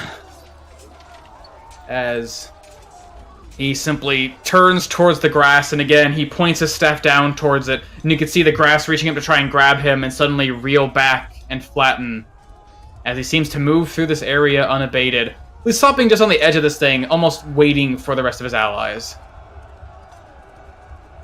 As it comes down to a small spirit resting within Luna's body, as you feel a bit of a ticklish sensation as something is ready to play. Pity, what do you do?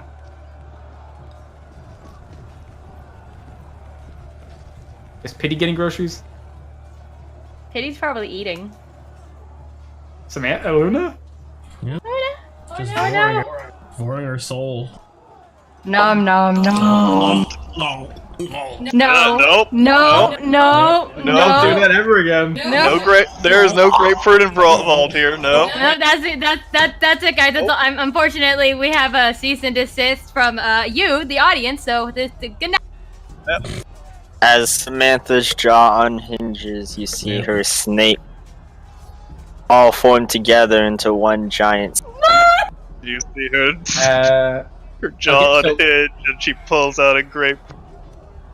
Are we missing a Nick? Going once. Going twice. As Pity is doing something, we'll figure out soon. Nero. I'm assuming this wind pushing me back. Is it making it impossible to move forward? Or is it just difficult? It seems difficult. It seems like when the wind first burst, it almost knocked you off your feet, but fortunately you let you and your horse glide with it, sort of keeping yourself from tumbling over. But now that you actually put some strength into it, you could fight it, but it would be very difficult. The terrain would be. Gotcha. Yeah, but thankfully Nero's a strong motherfucker, so he is going to just start charging forward. Gregory leaning down a little bit to get out of the wind, as I am gonna take a little jump over Persephone, landing and charging into this son of a bitch. The hell out of here! I ain't gonna let you take him! As I'm charging into this fucker, trying to bash into him with my hoof. And Persephone just looks horrified. Alright, give me that hoof. Oh no! Oh, as this thing, you see him turn his staff directly to face you, and it's just enough to where your hooves would come down on top of him, and an extra burst of wind pushes you back. You're unable to strike. Damn it! As I start to right myself with the wind in my face, as I start to swirl my sword around. Ah! That's my turn. Or that's the Alright. The guards, some of them barely alive, some of them still bravely facing the challenges. You see them this one holding onto the hand of the commoner is about to pull out his spear, then he stops and he puts his hand back down, and instead he takes her hand and just tries to guide her away from this thing.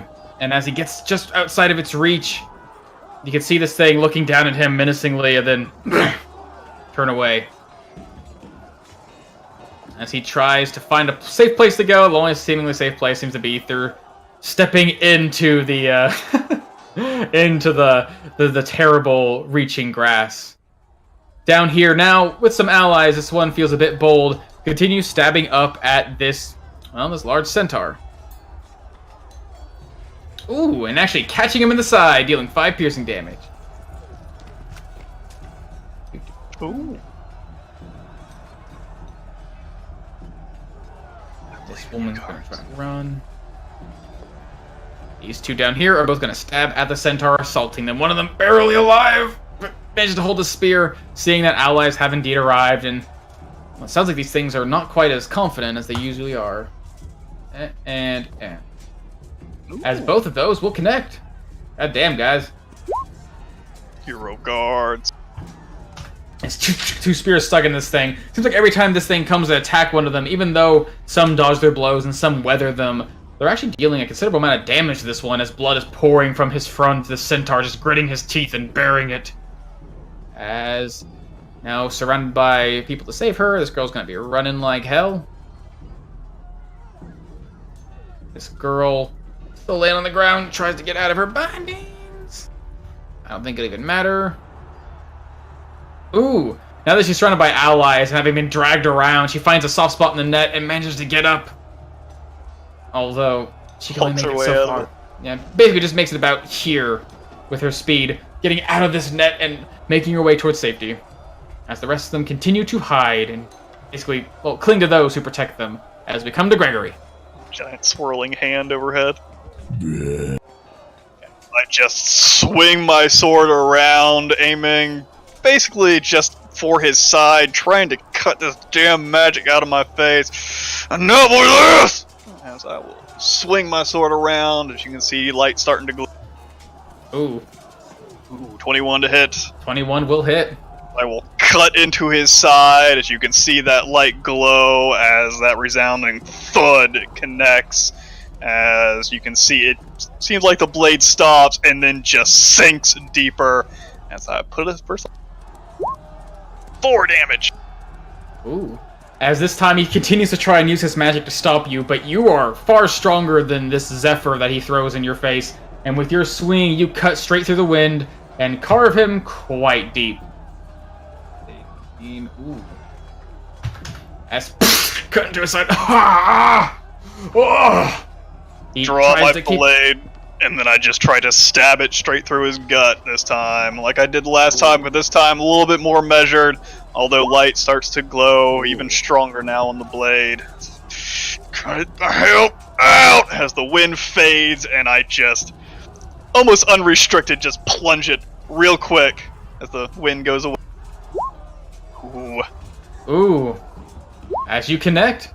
As I cut into his belly, as light just seems to glow into his midsection, as I just turn the blade, and the light just pushes this blade out to the side as it just ejects out of his... I use a 2nd level smite. Ooh. How do you want to kill him? There's a smite. As I just rip open his midsection, use half my movement to dive off of Nero as I start charging towards this man holding this woman, as I'm going to try to cut off his front leg. Let go! So I'm cutting in, great weapon master. I'm trying to bring him to the ground. Okay. As you basically cut clean through this man, you see him like hesitate for a moment as your first strike hits him. Doesn't even seem to stop the second one as you cut clean through him, and he falls like a dying horse. And with the weight, your blade's kind of keeping its firm hold in his body. Use that to throw yourself forward and swing wildly against him. And this man looks shocked at seeing this elder fall before him. He reels back just in time as your blade crashes into the ground with great weight. Slicing through the grass underneath his feet. God damn it! No! And that's my turn. Try to get back into a fighting stance, trying to cut this thing down, to let go of the woman on his back. Alrighty, Clyde, it's your turn.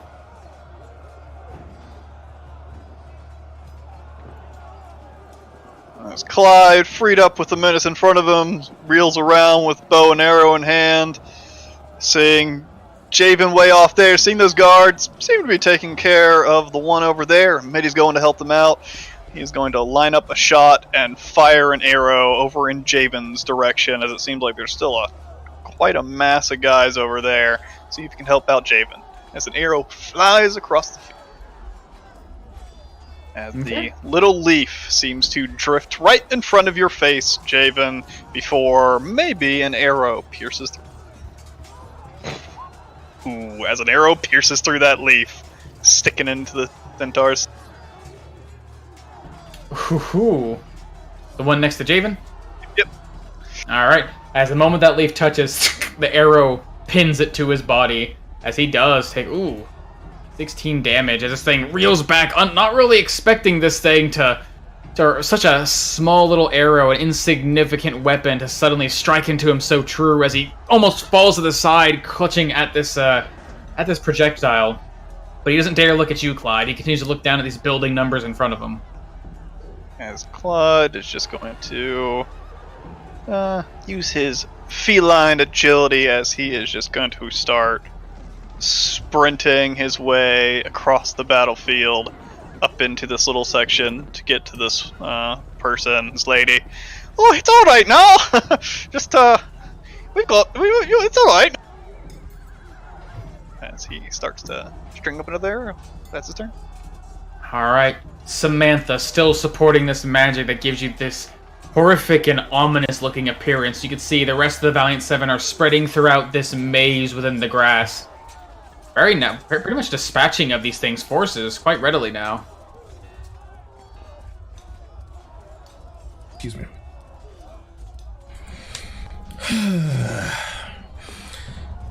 Just kind of switching tones and languages again, as a sort of harmonious tone seems to come out of I guess a relatively unharmonious image, as I just start almost kind of shouting in Celestial, or singing in Celestial.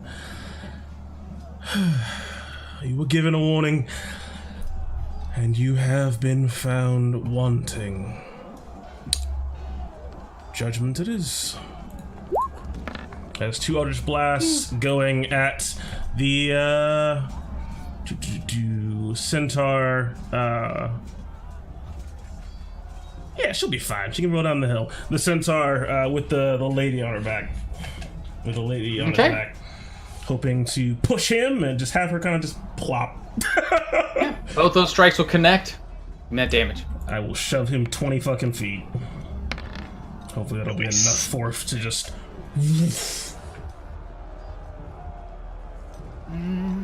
smack his ass into the tree.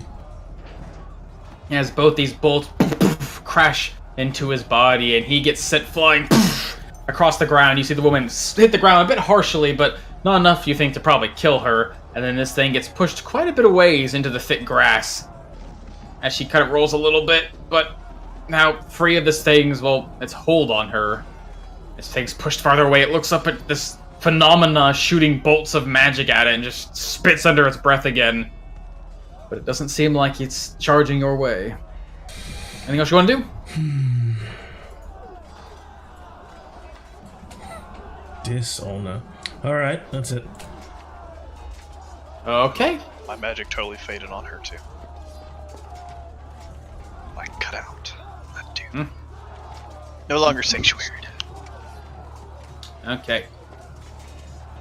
As the creature who just got buffeted and sees it looks like the captive now rolling away free of his hold, he turns and just begins to sprint as far as he can, pulling and tearing away at the grass until he gets to just about the edge where it seems to fade and begins to gallop away. Although it's strange, you can, as it runs, you'd expect to hear the thunderous sound of its hooves when you were so close, but now that's just barely out of normal earshot. It almost seems to fall silent. As this centaur here, wounded and looking up at you, Gregory, or I guess down at you, Gregory, now that you're on the ground. He spits in your direction and just growls out a single word that you can hear, Persephone. Human. As wounded and nowhere to run, he drives down his pike right into you, Greg. Yeah, I'm not completely paying attention as I see the woman fall to the ground. I try to reach out to catch her, but I know I'm too slow and too far away.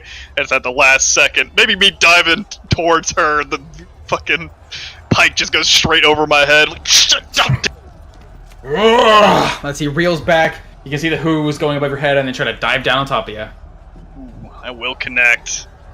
As two hooves try to knock you to the ground, but you're too strong to be so easily pushed over by this weight, as great as it is. You take 12 damage.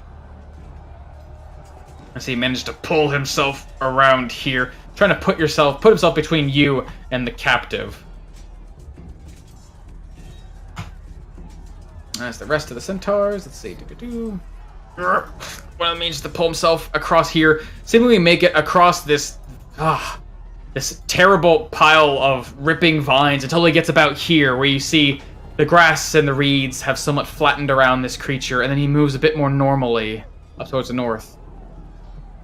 This one here can only make it about... There we go. One comes running past these people. You can see one of them getting dangerously close to where these, where it looks like the single guard and the captive run. But he seems to pay them no mind. Instead, he just runs north.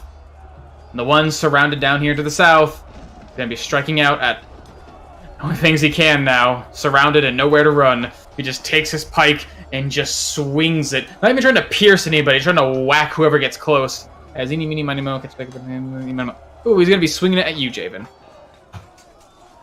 Swinging a pike. Ooh. Swinging an 8 hit. Goes right by your head, and as he leans forward trying to swing his pike at you, he reels back and tries to kick the guard behind him. Oh Ooh, no. which he does. A pair of hooves tear into his stomach and he falls to the ground. Dead and nameless. And lastly, Centaur facing off against these two soldiers continues to strike out at them almost just in a fevered fury. Stabbing down at the wounded one and just pinning him to the ground. And while keeping him harshly pinned in this earth staked beneath his metal, he's gonna reel forward and then, similar to the other one, as he sort of walks around him, gets just to the edge of here and then kicks behind him, trying to knock this guy dead into the grass. Ooh, but barely! He's able to duck underneath these hooves, whooshing just over his head. Staying alive. As Persephone, you see this one that almost seemed rational, almost seemed... well, something was different about it. Greg throws himself forward and cuts it down, and now few of them remain, at least those willing to engage in combat. Persephone watched Greg horrified, and when the shaman fell, Greg, you heard Persephone out behind you shouting, and maybe it wasn't words, maybe it was grief. But, yeah.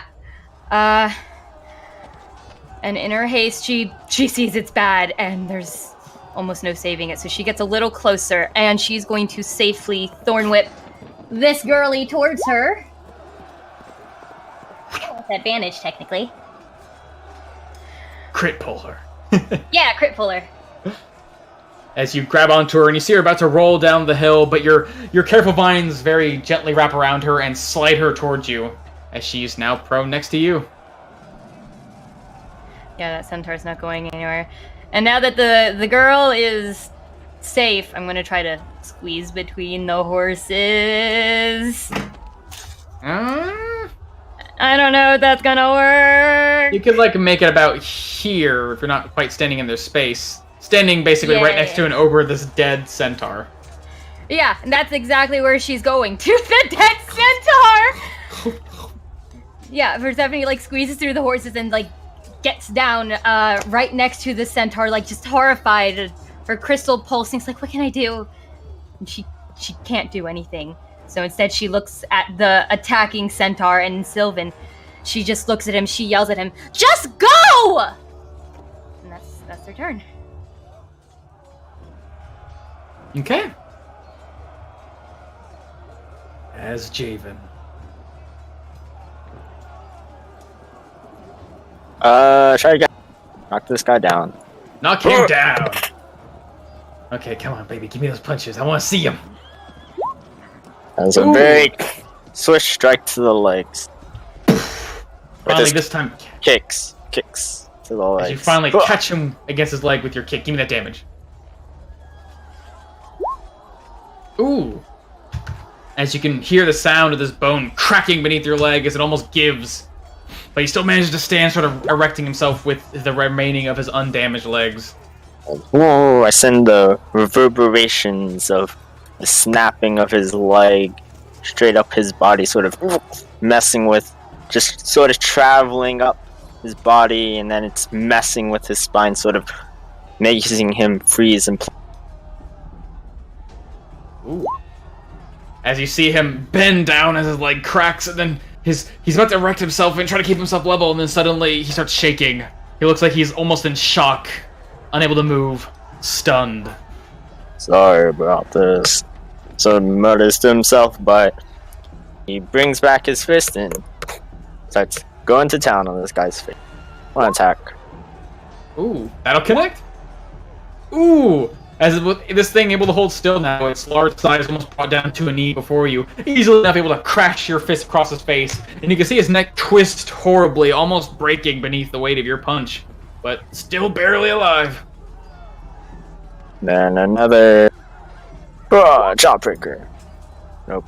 Ooh, as you swing your fist and you catch the other side, and you feel it just have enough resistance to push against your fist, unable to move, but not willing to quite break yet, as he looks down at you, and he starts to try and speak. But his words are faltered and unrecognizable as he is stunned.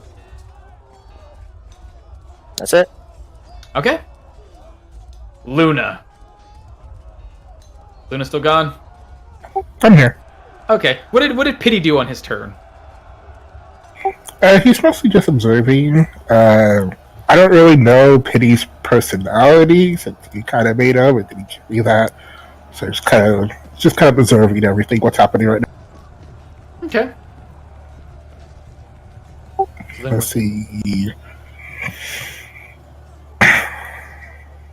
No one looks like they're like trying to run away right now, anyway.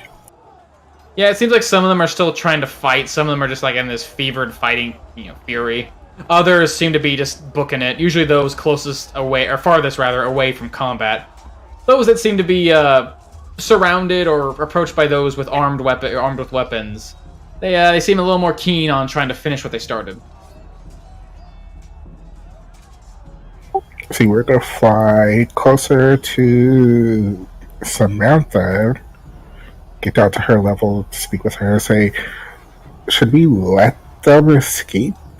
If they get back to their people, they're going to know what we look like. You see like the whirling mass of horrific looking animals, like somebody like made like a sort of spinny rotating puzzle out of like 16 different kinds of animals, and you just spin them like a slot machine and you end up with like a platypus face and a scorpion tail and just horrific combinations. A horrible platypus face. Yeah, the worst. Actually, it's just a platypus. That's just what the animal is. Ah, terrifying. With a giant red hand that seems to be a flame burning behind it. But underneath all of that, you can see Samantha inside of it, and she just kind of turns to you. You just bring your scepter down after firing 2 shots. I do not think it will matter much. They are already breaking. They may know what they look like, but I do not think negotiations will go anywhere.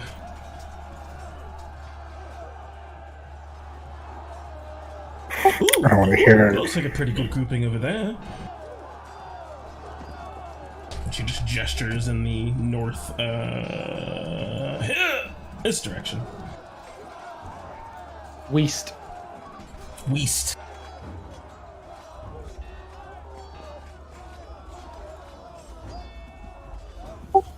I look over at Persephone, I guess, on the ground crying. She just, it's hard to see from behind. She looks different. She looks like she's been like rolling in the plants or something. Like her hair looks like it's a bit more earthy. You almost see like, it looks like where she's walking, the ground seems to be like rooting up with her feet. But she seems to be like shaking, her shoulders hunch with anger. Well, we're not really here to end of this, but oh well. I did say they were The fire from Fireball from Fireball will spread, won't it? That's a problem. This entire field is kind of overgrown. I was like, you think like normally with like a grassy field, yeah, there'd be some flames, but they probably die out unless this place was like a plains. But with the extra plant growth spreading and making everything thicker, might last a little longer. These fires might be a bit more of a problem, but it'll be fine. I'll throw a fireball. Okay, give me that fireball circle.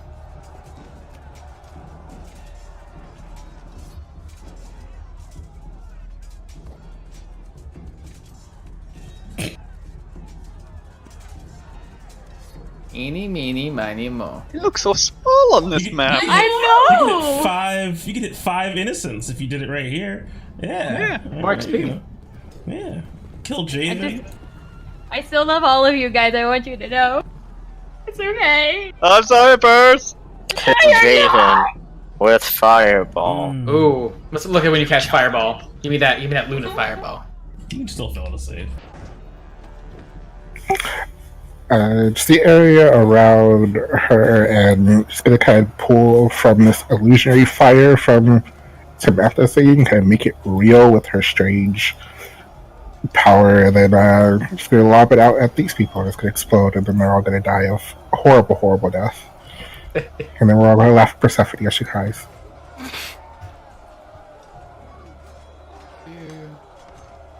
Two and two. Ooh.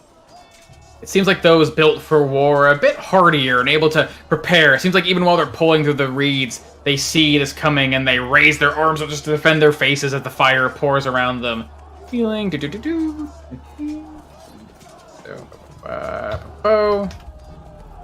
amount of fire damage. You can see it licking across their fur and actually burning away chunks of it, leaving just patches of, that's not right. You're at full. Yeah, so you were...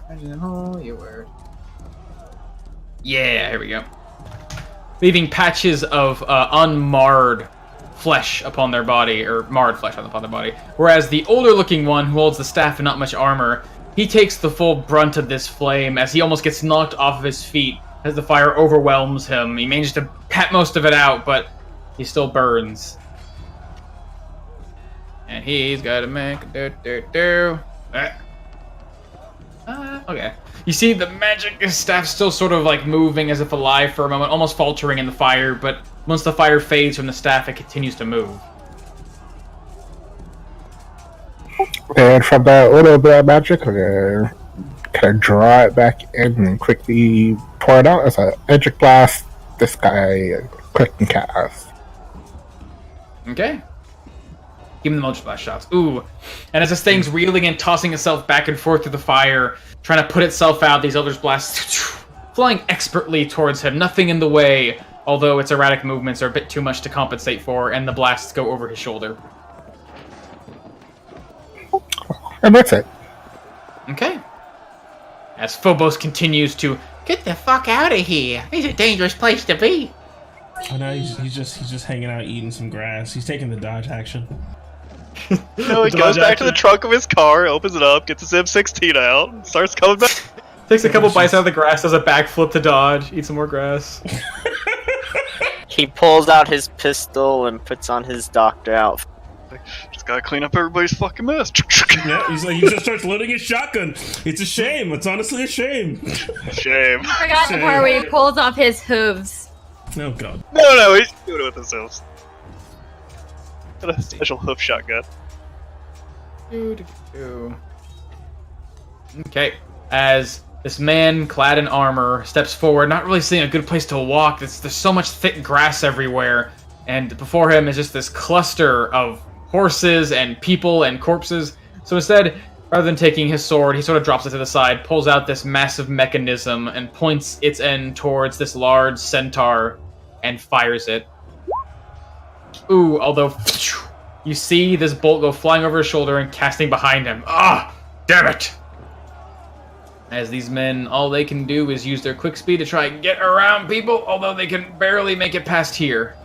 And I don't think you can even make it. I think he gets back to these horses, tries to get past them, but realizes it's a tight squeeze and he can't get into the fight. As the people helping you, Javen, these two thugs, pulling out their maces and their shields, at least having the shield strapped to their arm, are going to try and strike down at this person. They seem to work quite well together, as if they could fight efficiently as a pack. They have advantage. Grr. You can't fucking move! Grr. Yes, that. Let's go swinging. Ooh, and that will... I think he can do more than 2 damage. As one of these thugs, seeing this thing now breaking and trying to speak to you, Javen. As he's holding his head against your fists, this thug throws himself behind you, pulling out his mace and swinging it, catching the other side of his head, using the combination of your punch and his mace to sort of crush his head in between, and the centaur falls dead. Yeah. Ah, love the way they break before us. Good work, mate. You too. Tries to throw himself into the fray, but only makes it about here. Guy didn't get attacked, so he's gonna try and run and dash here. How far does he make it? Not very far. He pulls himself through the reeds. Ah! These damn things! Get away from it! It's gonna... They're running away! Ah, fucking cowards. As... That's all they can do. Mitty is just charging his way, trying to chase after this thing, pushing as best he can, as he is just gonna dash with all of his might, breaking out of the weeds, and catching up with this son bitch, although that's his whole turn, he's gotta dash to catch, but he's nipping on his heels. Oh, yeah, as he's turning to face this last guy, Mitty, your sudden appearance, ripping through these plants and growling and snarling, catches his attention and he turns your way. As this man, burned and battered, continues to pull through the grass. You can see this magical... Seems like this magical grass that pulls upon the bodies and slows you down doesn't quite seem to affect him, as everything he walks across seems to flatten gently, as he continues to run and guide. Looks like the others with him, careening over the edge of a hill. You guys, those of you flying, can sort of see his head bobbing up and down, and strangely enough, behind him, you can see, somewhat far away, more shapes moving, although they're not moving towards this thing, they're moving away. Large, bobbing shapes, almost like men on horseback, although given the context, you think otherwise. That's all there's turn. Pity. Observing battle, you notice lots of carnage going on, lots of destruction. And it's also... It could be so fun if you could just maybe break something yourself. What do you do?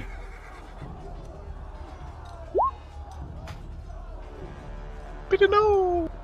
Pity no. Shame. That was like the worst thing you could have said. Yeah, Pity's just just gonna keep watching. Okay. Did you feel that feeling, that mischievous feeling rising inside you, and then you quell it, as Pity's just watching? Greg's horse! I get bashed by the hoof. I just... As you can see, Nero behind you, Persephone, take one step back and then start charging forward, and thank God horses can jump 6 feet in the air as he leaps the fuck over this guy that just walked in the way, charging off into the brush, strangely enough, as he wheels around and just enough movement where he charges back into the fray, bashing into this guy, hopefully sprawling him out onto the ground, getting him the fuck away from me. He's gonna hoof him. Ooh, and hoof him he does. I mean, that damage. He just bashes into the side of this guy, hopefully sending him sprawling. Let's see. Say, ooh. Ooh, and not only is he sent sprawling, you see the weight of Nero pushing so hard into this thing that he almost completely overcomes the centaur as he's basically crushed underneath Nero's weight. Still alive, but just knocked over, unable to properly get up. And you just hear the as Nero rears up, crunches down on his as he hoofs him. Ooh. How do you want to kill him, Nero? He just rears up, crunches down on his skull. He lets out this call like and just like an egg breaking underneath the heavy boot, the centaur is crushed.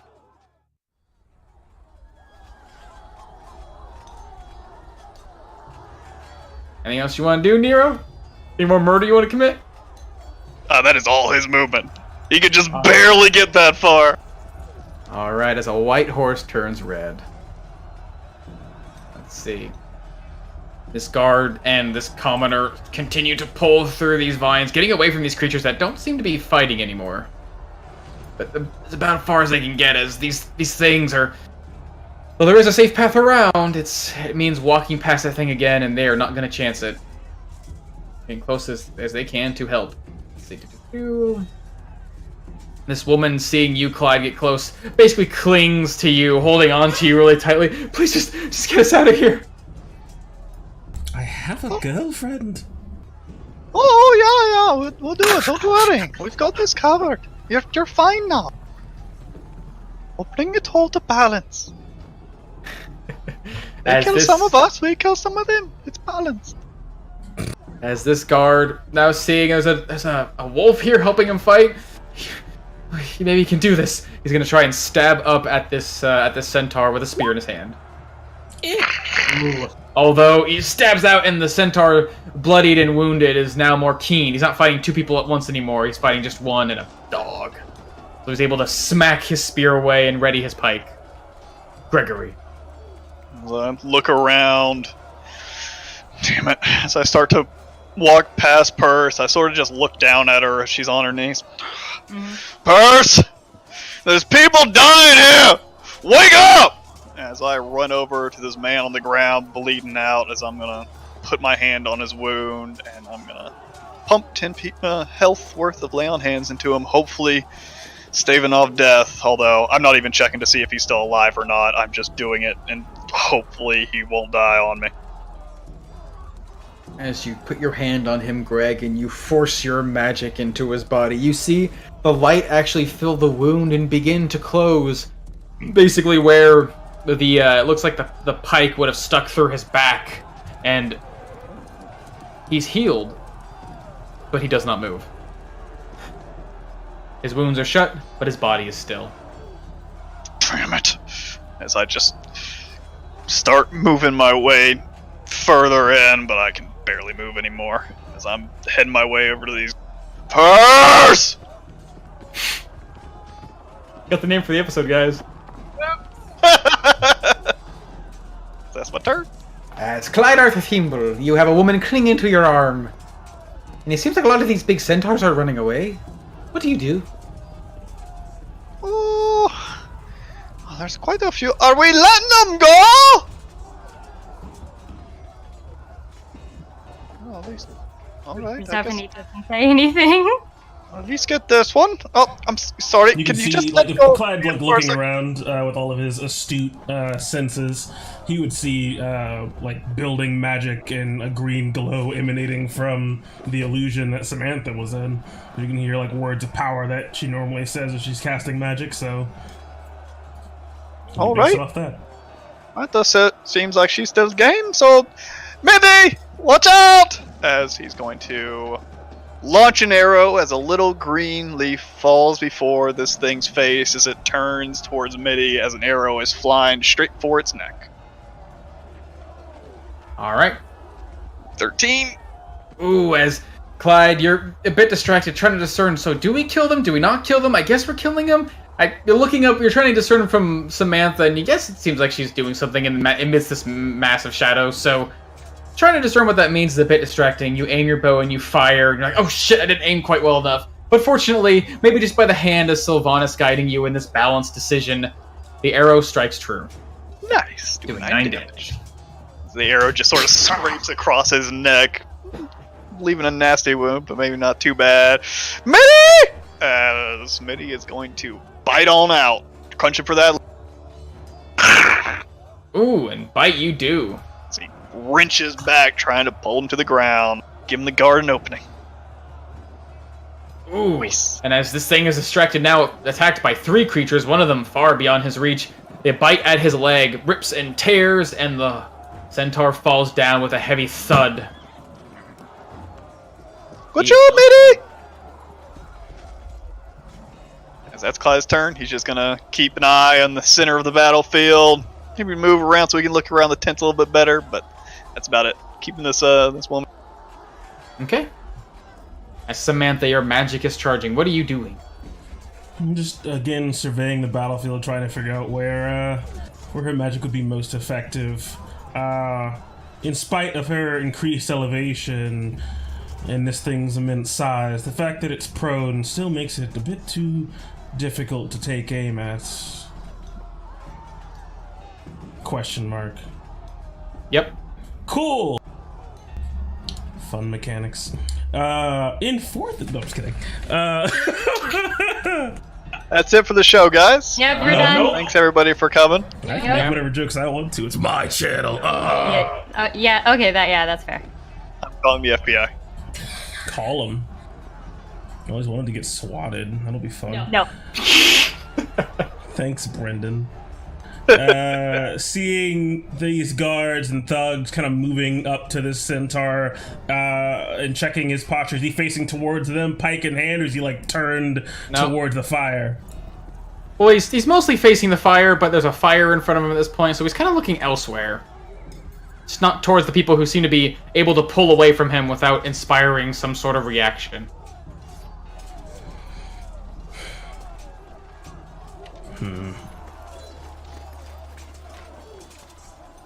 Fuck it. I'll just take 2 shots and shooting at those two. And as I'm pulling back on the bow, it just seems to, or on my scepter and conjuring forth my bow, it seems to shimmer brightly for a moment in this sort of sickling and crackling green color as it's just infused with a bit more energy and Samantha's burgeoning divinity, perhaps, as it is Wretched Blasts. 1 each. Okay. And I'll shove their asses, because I could do it. Fuck it, why not? Smack, smack.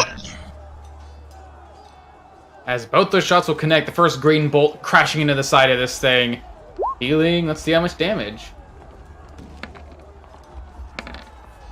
Ooh, 11 damage. This thing almost gets thrown off its feet as this bolt of energy, small, quick, and serpent-like, manages to strike with more force than it lets on, knocking this thing close to his ally, but just enough time for the ally to also be struck, taking considerable damage and just shoving them through these hardy-looking plants as they both stagger, and the magic seems to continue to course through them and spread into their body like a vile ichor.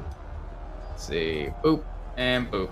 Ooh, as both of them begin to cough, you can see this green, combination of green and black veins spreading throughout their body as their movements are not slowed, but haggard as they seem sick.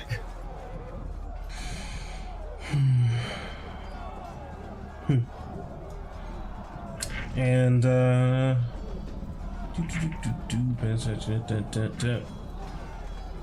I think I'll just hang out here, continue concentrating on this this image. That's it for me. Okay. As these creatures, sick and haggard, are gonna keep trying to move away even though they are wounded. They do. Bow, bow, bow. Bow, bow, bow, bow. Come on. Bow. They're gonna pull themselves just barely through this safe path, and only making it so far as they seem to be moving as quickly as they can. But unfortunately, they can only move so far within this haggling plant. They drag themselves away, trying to get away. Although the one, Follow the path! Go first! as these things, the one closest to the edge, though, seems to find an opening as the plants continue to lay down. As he follows up and, oh god, before stretching himself into infinity, makes himself to the edge and crests down a hill. And this one laying on the ground has trouble finding his feet. He's surrounded by allies, surrounded by enemies rather, and seems like all of his allies have either died or ran, so he takes the honorable way and just starts stabbing out at those around him. Hooves going after Mitty, and a pike going after the soldier. Both at disadvantage. Ooh. Oh! As Mitty two gets hooves clocked!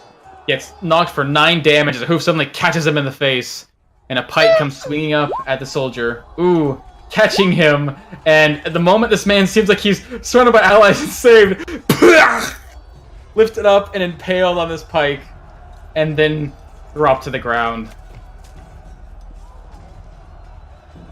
Nobody, no! You were so close! You were 2 days from retirement! As Persephone, you hear and see fire crackling over in the distance. You see magic flying overhead. You hear arrows whistling through the air, and Greg is throwing down his sword and trying to heal one of these wounded people. And you are left surrounded by death. What do you do? When the shaman fell, was his eyes open? That's all I want to know. Yes, they are still open. Perfect. I want them. Persephone. yeah, I take his eyes. Persephone looks down at the shaman, and a single tear rolls down her face. I'm sorry. She closes his eyes, and then she gets up and then walks to the edge of this path here, edge. And she begins to speak words that no one else can understand. Let him through, as I cast Speak with Plants to create a path for Gregory within 30 feet to the centaur. As just similar to the centaurs to the north, you see these plants that normally reach up and grasp at you suddenly stop and they lay down flat, giving you a pathway. There you go. Or shore. Big path. You're making it under the center now. Oh no, I can't delete my line. Cat, you're making this difficult as shit. Get off. Do what you need to, Gregory. Thanks. I'll go back, Purse. And that's all she says. That's my turn. Hold on. Uh-oh. Oh no. No, All these God broke lines. himself. Oh no, you broke me with your lines. One moment, as Omen has to try and reconnect. I'm sorry, Omen. Ooh, baby, you broke me with your lines. Wow. Not Not okay. baby. It's 29. Not curves, just lines. Curves, baby. Do do do do do do do do do do do do do do. Exit all those pages. Gotta close all those tabs. Okay. Oh, I lost everybody's camera. Oh no. I lost Jordan's camera. That's just it. There. Especially since you can like turn around and look at him anyways. I know, look at his pretty face. Get out. There we are. Okay. I vote As it Persephone comes out of the to party. Javen. I grab the sexual harassment. Okay, 5. I think I might need to double down. Oh, that's a 22? Was that another 60? Okay, I guess that's 1 dash. I get more distance from jumping. Mm-hmm. Basically, I don't every think I time you have try the to- strength to jump. Yeah, but if you're gonna That's the step in thing. the wind, you'll be able to jump for even Yeah, with your it lower did strength. triples. Oh yeah, You'll but I still would jump doubles. further than your than quad reduced movement. Yeah, you're right. Basically, the way to think of it is 1 foot movement for a 4 foot movement spent for every 1 means every 5 foot square you move is 20 feet. Okay, It's easier and to go then... above the grass. Oh yeah, I can jump 28 feet. There you go. Yeah, okay, that's easy. So... Get some distance first. Shake it off a 10 feet bit. and then run. Yep. So, back up, and then we dash. There we go. Shaven loosens himself up, getting into the mindset fast. As he and graceful leaps across, bounds. Over everyone's heads. Yep. Flying dragonborn. Flying dragonborn. Right Oh into my the god, fire. he's basically ballerinaing it. He is on. Whoa. Oh, that's how you Jump. jump. David, I was about to David, ask. give me an acrobatics check real quick. Hey, I'm good at that. Yeah, you are. Whack. Oh, just kidding. Ooh. Oh, Oh my god. Yeah, as you're quite capable of running Can I and just jump jumping. into the fire? As you're quite capable Alright. of running and jumping and okay. I mean, you're a red Okay. dragonborn. You're fine. Yeah, I am a red. you throw yourself fine, to the fire, coward. looking for a safe place to run and jump, but maybe just trying to focus on avoiding the thick grass. You sort of misplace and you land on a hot pair of embers. You take. Oh yeah. 10 damage. You take But one they didn't fire imply damage. it. I didn't think about that. I was like, You take Oh, as wait. the flames lick across your feet. They burn a little bit, but Ow. your scales are too tough. As you take 1 damage. Got him. dang. Which is like the equivalent of walking into a room and feeling that blast of heat. Like, oh god, One who turned damage. the heat on? Oh, jeez. I don't know. Who could turn the thermostat down? If the Commodore feels that 4 times, I don't know if they'll die. It's, It's a more really like hot room. It's more like you stepped in like an old fire, a campfire that hasn't been quite cooled off yet, so you get that hot sting. But you know, you can keep going. Do it 3 more times, you'll die. Yeah, 2 more times and you'll die. I mean, commoners can't be tortured. Yeah, What are you doing, Javen? That's all. Your bonus I'm action, saying. run. As Steven, 1 punch. One punch. As Dun, dun, this thing, dun. sickened and haggard, doesn't have enough strength to raise its pike to try and deflect your blow, and he takes the hit. As I try to knock him down. Ah! I don't. Yeah, because I'm away from the bloodthirsty guys, I try to knock this guy unconscious. Okay, so you're knocking him unconscious? Okay. Is he still Because standing? David knows that he can knock him unconscious. Yeah. Because he knows that with those mace guys, knocking them unconscious isn't a good idea because they'll just kill him anyways. But since Javen's away from them, yeah, preserve life. As he's still standing, but barely. Oh. Oh, he's still up? As you crash across his face as he's not really resisting at this point, and the last crack his head twists, but not enough to break as he falls on the ground unconscious.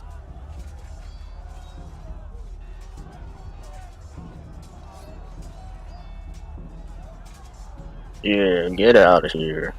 Javen says in a low voice, just enough to for him to hear, but hopefully just low enough that they over there don't hear him. As this thing turns back to you, gives you just a scowl, doesn't quite seem to understand what you're saying, but continues to pull away haggard, trying to get the hell away from this place. As Luna, you see the results of your fire quite potent, but hasn't quite killed anything yet, but has basically forced these creatures to run and scatter. They are at least trying to run.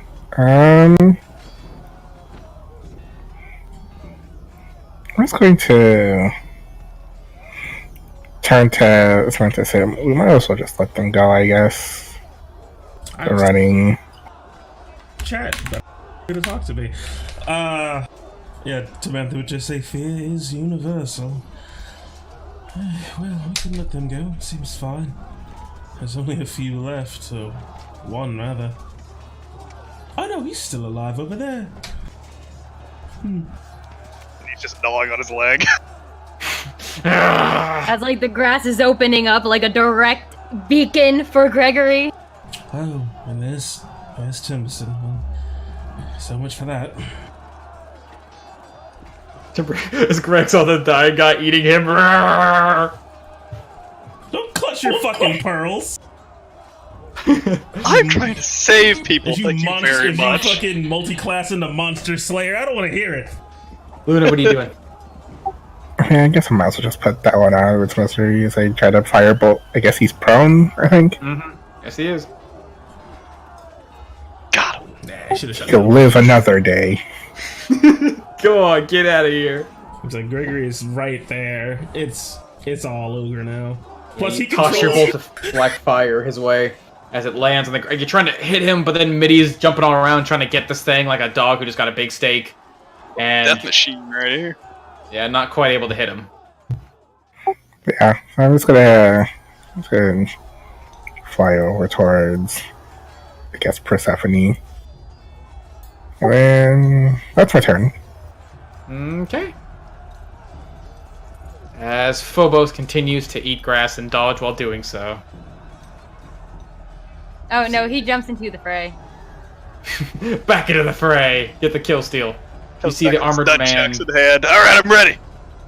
frustrated that his bolt missed, but happy to see that apparently this man's horse is a warrior as well and crushed the centaur. Ugh. Good work. Good work, strangers. There's only a couple left. Drive them out. Into the damn loony first. He's going to run down here. See. Where's he? There he is. Seems to make his way down around here. As his thug's looking down at these dead centaurs, one of them laughs and gives it a kick on the ground and goes back to, sees what you're doing, Greg, doesn't really know sure what to do. Zed makes his way towards this thing. Oh, I can only make it back here. But then seeing how Mitty is tearing into this thing, they just sort of this guy sort of just stops and watches. How far can you make it? Ooh. This one gets close, picks up his mace, seeing this thing laying on the ground. Oh, you bloody beast. Lifts up his mace and swings down at his head.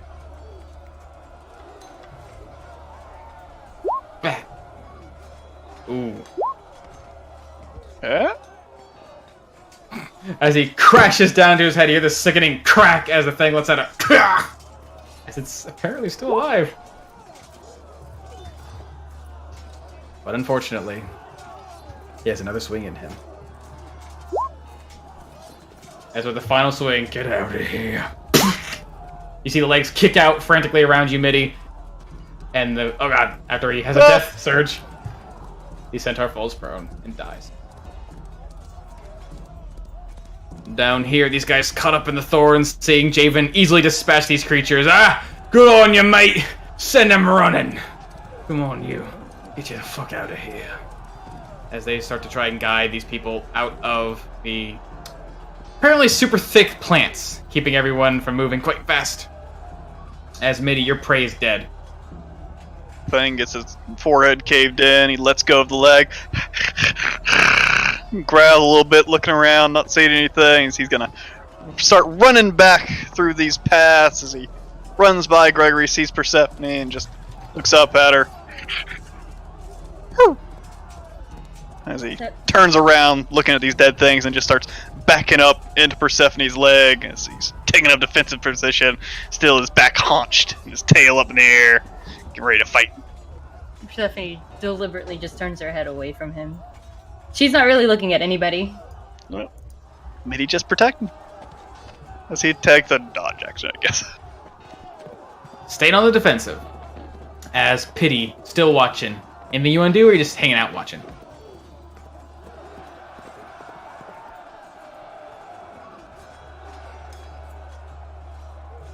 Hmm? Next go. Pity going once? Pity going twice? He's always watching. Pity's always watching. Since the battle seems to be almost over, he was contemplating, participating, but it doesn't seem to be necessary. Okay. This is still hanging out inside you. Gregory's horse, I'm assuming you're... What are you doing? Or you crush this man's head? It just sort of backs back away as Gregory's not paying much attention to him. He's not really giving mental orders or anything to him at this moment, so it just sort of steps back and scrapes its hooves against the ground a little bit as it just sort of waves its head back around, looking at these creatures in the distance as it just sort of preparing to see if anything's coming at it. Just taking the dodge action though. Not really know what to do without Greg's orders. Yeah, just sort of look off in the distance. You just see the hills rising and falling. Now in the distance, more shapes moving, but it seemed to get farther and farther away. Come down to the guards, who... Only a couple left. Ooh, maybe only one left. Old little survivor man, still holding on to the hand of this commoner, helps guide her, along with the rest of these thugs, out of the fray, and just somehow barely, into an open pasture they can actually walk. And this woman now seeing that all the monsters are gone, save for this terrifying swirl of animalistic magic and glowing fiery hand above her, just sort of sprints the rest of the way, making it about here. Just trying to get towards safety. As heads begin to peek out from underneath wagons, trying to make sure the danger's gone. That's all they do. Clyde. You see, it looks like in the fray, one creature remains. One of them fell before Javen. Another one is sick and basically limping with every step.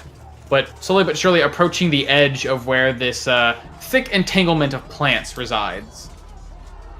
Yeah, he just looks around, seeing that everybody, or at least Greg, seem to be rushing towards people on the ground. Persephone doesn't seem to be doing anything, except seeming to maybe help Greg get to the injured people. Seems like magic has stopped flying for now. He's gonna look around. Oh, I guess he's going. He's gonna start running off in this direction. As I guess he didn't really move last time. I guess he moved a little bit, so he can't use feline agility. How does that work again? So feline agility, you can still move. It's just you can't use it again unless you spend your next turn not moving. And he moved like 5 feet last time. Alright, he is just going to... He's going to start running up to these injured folks, but I don't know if he's got enough movement. No, he doesn't. He's just going to... What's his jump? Jump! Can you get to save people? You only have 10 strength. No, Yeah, he's a weak boy. He's just running up to this guy as he starts to maybe summon up a little bit of nature magic in his hand. As long as he has that prepared, he does, to try to help this guy, but can't do it quite yet. Oh, hold on there, buddy.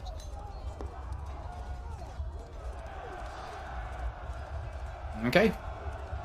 Comes back down to Samantha as you see this last creature you wounded, sickened, still hobbling away. Seems like to be the only one that you can truly see that is within shooting range. What do you do?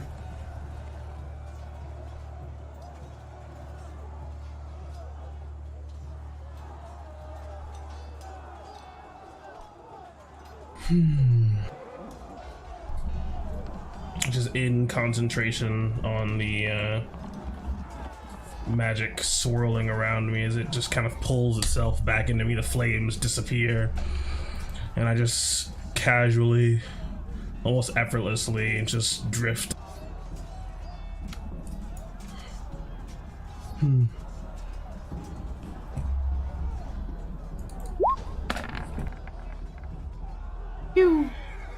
As both shots will connect.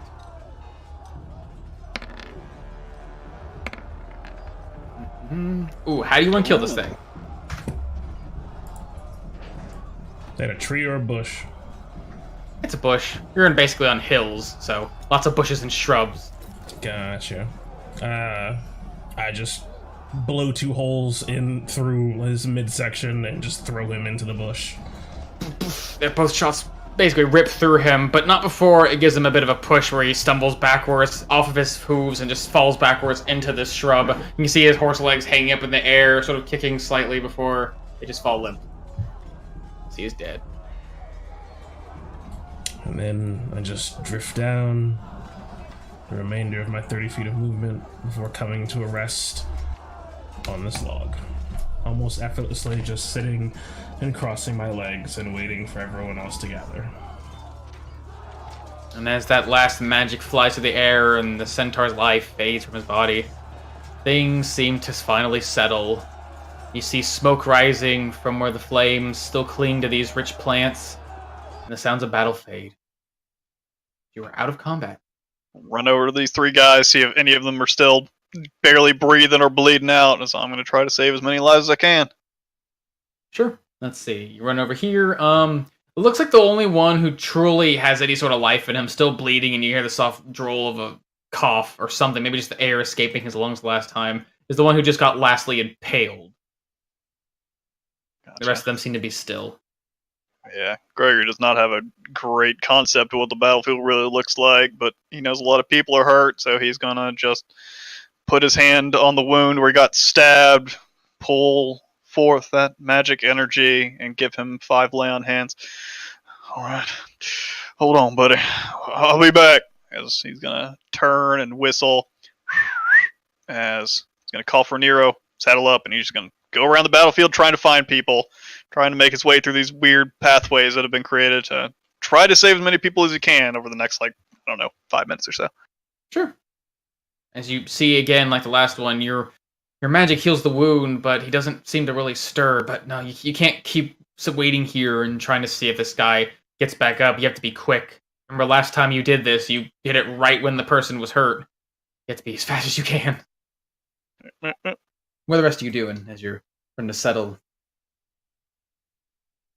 see Captain Man, Samantha coming up behind you, finally hearing the sounds of battle fading and the soft, strangely soft hoofbeats gone now. Man looks down to you. I must thank you. Those damn centaurs. I've been here before, time and time again. This would have been the worst. I do not think we would have made it without you. What? You reinforcements from Broken Ridge. They sent warriors finally. No. We're the Valiant 7. A group of adventurers traveling up here from Oakwell, but we were hired at behest of Broken Ridge. At the behest of Lady Blackburn herself, in fact. And you're right. You would have died without us. Finally. We've been waiting for true warriors and adventurers to aid us in this endeavor. We've told them. Can't stave these things off, not with their magic. Not with their size and their strength. Finally, they're not leaving us to die. I am Captain Mortome, and I owe you my life, Valiant 7. Samantha, that you do. But the debt is not yours to pay. That is Lady Blackburn's.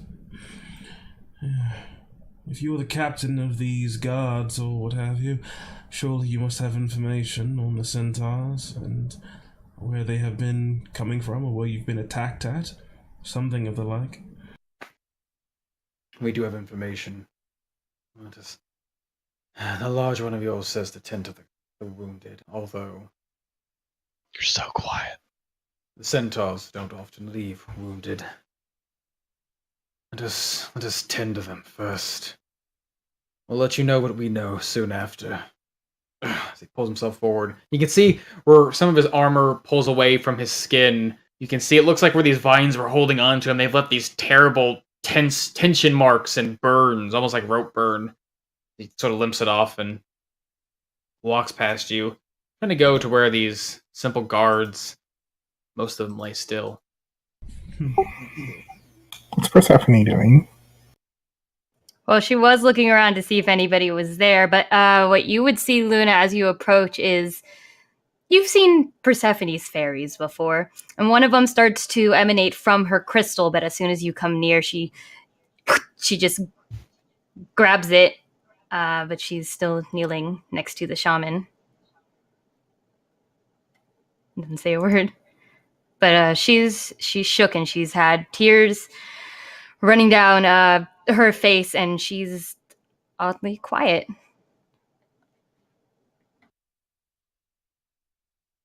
I'm gonna fly down here, so grab one of these dead bodies, nonchalantly drag it over here. Just plop it right down next to this guy behind Persephone. And I'm going to go get that one. Yep, as you grab this guy, he actually sort of jolts in your hands, and you're as oh god, he's still alive. Firebolt. He was a zombie! Did you see that? Zombie! He came back to life! Zombie, right here! This is a zombie! I thought we beat this! Great bites back, everybody! No, seeing he's still alive, so you're dragging the rest of them over? I'll gently put him down, and I don't really have healing magic. So I think I still have a bunch of healing kits that I bought for Paracelsus to use, but it's okay. Well, you're piling bodies on, so Persephone's gonna take the hint. How many is that? 1, 2, 3, 4. Okay, yeah. It's 5 fairies, 1 for each. Okay. To see what she can.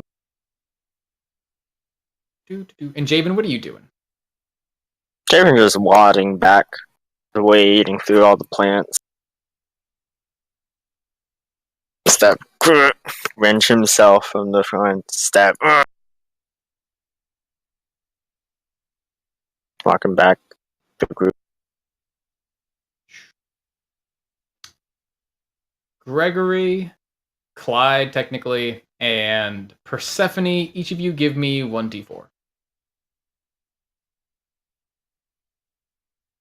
Gregory? Is it not a d6 for my theories? Give me 1d4. Okay. Clyde? Ooh. Hey! Oh.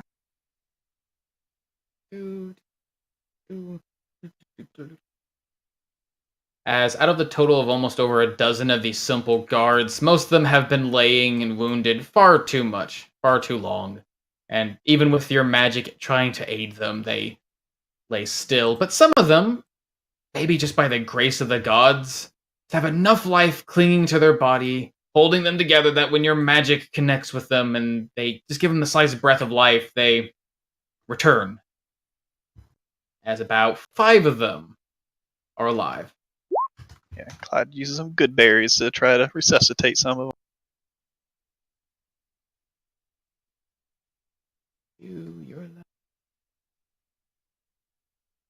soon.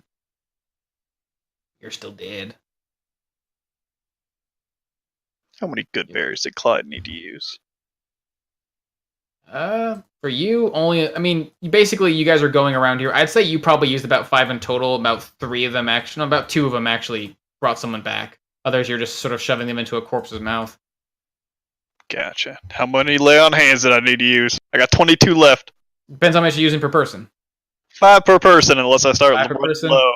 You probably would have gotten 2 of them because you're quite adept with your pumping of healing. But besides that, the rest of it would have been for waste. So I guess 10 points in total. Gotcha.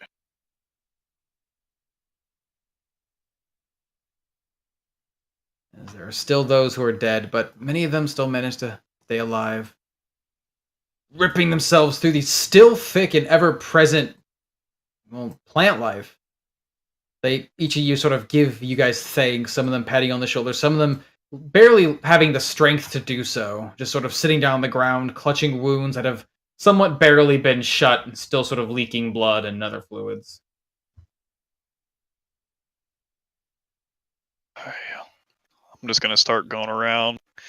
People that I couldn't save, take them up, and I guess bring them inside the large tent and just start laying them down side by side. I'm gonna. If there's any like blankets or anything, just put it over their face. Okay. I'm gonna free this lady from her net. Yeah, looking down in the grass, you see something wiggling and Poor moving, woman. and you realize, it's like, is that another centaur? It's an animal? Oh, it's the person. Oops.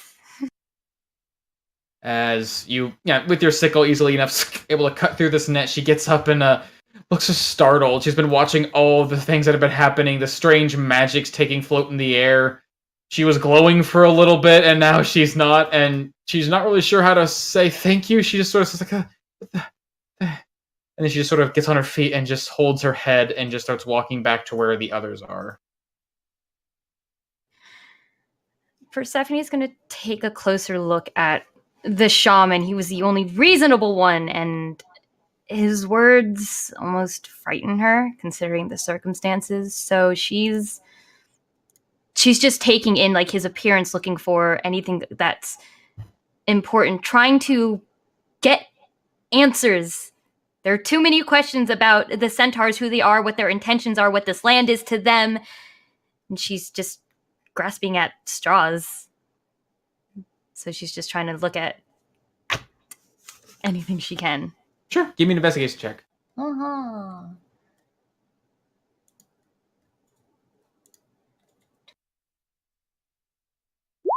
Not advantage, but still a 12. Yeah, you're looking over this thing for any sort of sign, like something that'll tell you about who they are, what he is. Like, soldiers will often wear marks of their accomplishments and even sometimes of their personalities upon themselves when they go into war. People will paint themselves with the colors, the shapes, the insignias of their people. This one, you see, it looks like almost like tattoos drawn along his arms and down his back in these sort of swirling patterns, almost like you'd expect of wind being illustrated upon cave walls. You see around his waist, he seems to be wearing, it looks like the hide of a deer, sort of to help protect his lower body, where it seems like, even though this thing is, in a way, natural, its body seems almost loosely connected to where this horse body begins. What you do find upon it that does sort of catch your eye is, it looks like a series of tattoos running down the center of his abdomen, down towards where this deer cloak seems to cover him. It almost seems like they're written in Sylvan, like script, and it's sort of like almost like a Bible verse of sorts, although it's very crude and very old, probably something from old times. It mostly tells of the returning gale, that a wind is gentle and soft, but when there is provocation, when something stirs the world, a soft gale can become a mighty maelstrom. Sort of paints a tale of revenge or retaliation. And you recall at times your master would bring up something similar. Not of the centaurs regard, more of the Fae. There are certain Fae in this world, or within the beyond the world, who believe in the art of pacifism. That they will abstain from violence, from fighting from war until provoked, until no other options remain. And when they do, they strike with a great fury. It is a pacifist who must be feared, though many consider him a coward. He holds great strength within. That's sort of what you get from your looking around this guy. But otherwise, he just sort of wears like little trinkets and rituals. He has like a patch of. It looks like a little necklace of. It looks like teeth. Looks like you like dog teeth maybe, but I don't know, kind of like a wolf. Maybe something else. Other than that, not much. Persephone's gonna take some of the trinkets from him and stow it in a safe place in her bag. Okay. Something for later. And then I'm gonna hop on my horse and try to use the rest of the time I have on my speak to plants to try to get rid of all of this within 30 feet of me. Thanks, but now just fuck off, please. Can you fuck off now? Yeah. Yeah, you can only get rid of so many patches, as it seems. Whenever you cast the spell, it almost sends like a pulse out and grants a bit of life around you. And even when you move, that pulse remains where it is. No. So basically, you can create these little pockets where it's a bit wider and safer where the plants lay down. But regardless, there's still this thick growth that even now you can see some of the workers sort of sigh and like, even though they survive, they sort of like throw their spade into the ground as they look at the road they've been working on, now covered in plant life.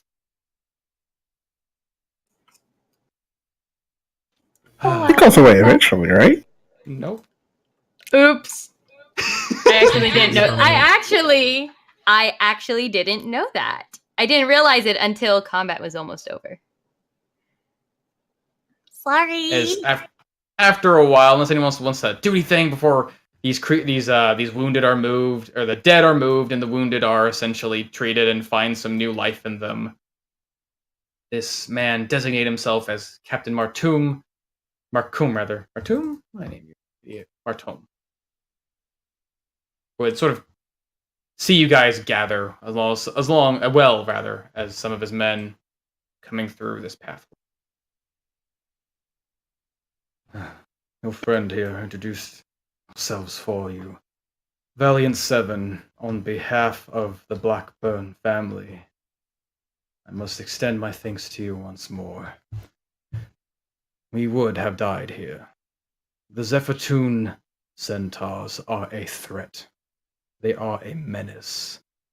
Every day that these workers have striven to carve a road across these wretched hills, they have approached with threats. Granted, we do not speak their language. They do not speak ours. They raise spears and pikes before us. Did not stop. And soon threats became violence. And they struck out every man and woman who would dare raise a weapon to them. Those who didn't were taken, and they have not been seen since. I cannot say where they reside, though. They are careful creatures, not fit for ambush in body, as they are large and they are heavy.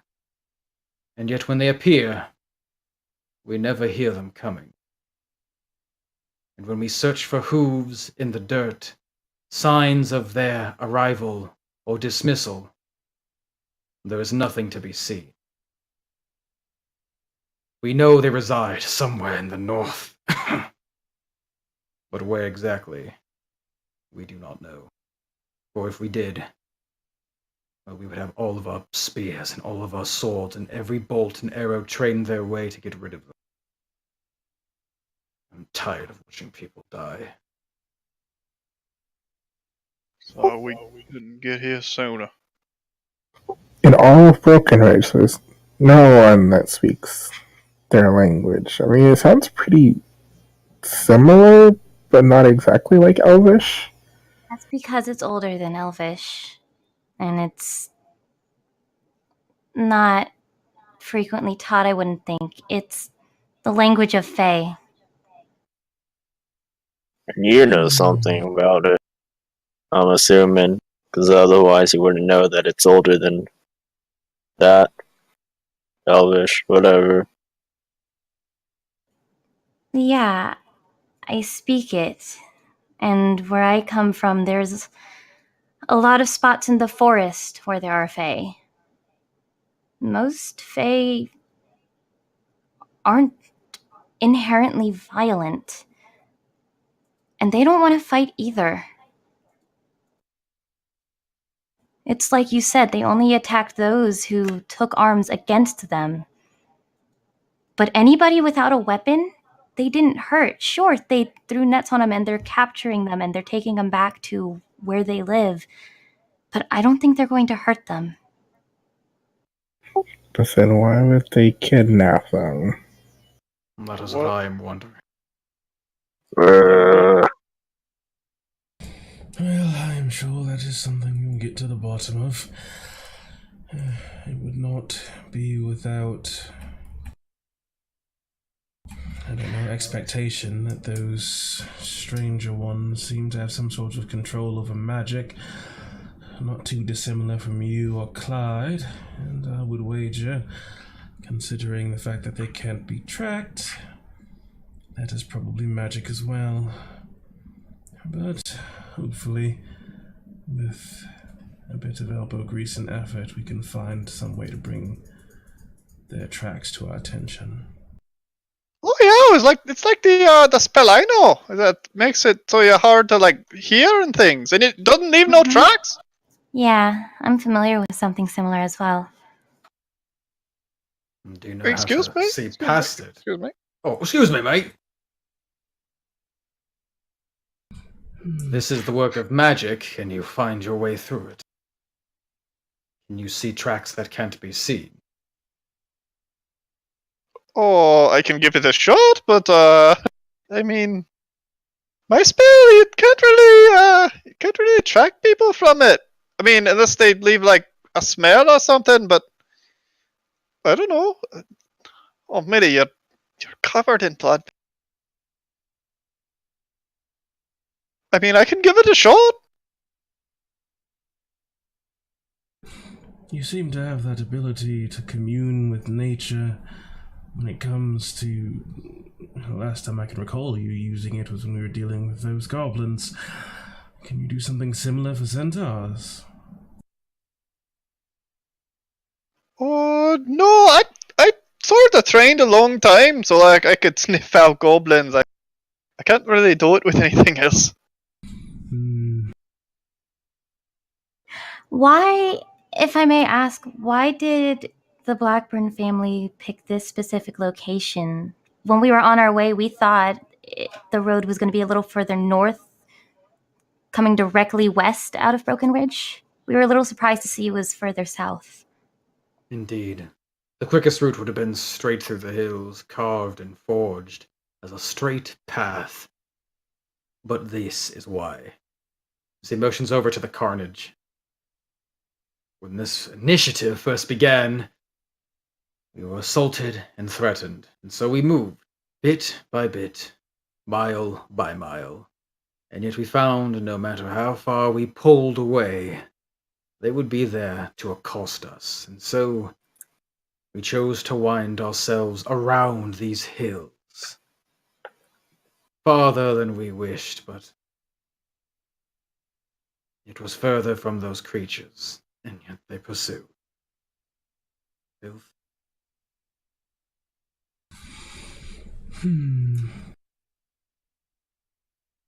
How long you fellas been working on all this? You been protecting the road for... We have been here for 4 months. The workers and the lowly gods you see have been here for 6. We have been recently called in these last few months to assist with the construction of this road. We were hoping the Blackburn Initiative would bring out more skilled soldiers and hands to deal with a threat we have clearly outlined as being dire. And yet, to no avail. Until today, I suppose. They've been taking people from the The get-go? Not from the start. They scared and threatened workers, which called spears to aid them. And when spears were drawn, well, then the fighting began. And then the people were taken. Know how many? I truly cannot say. Hell.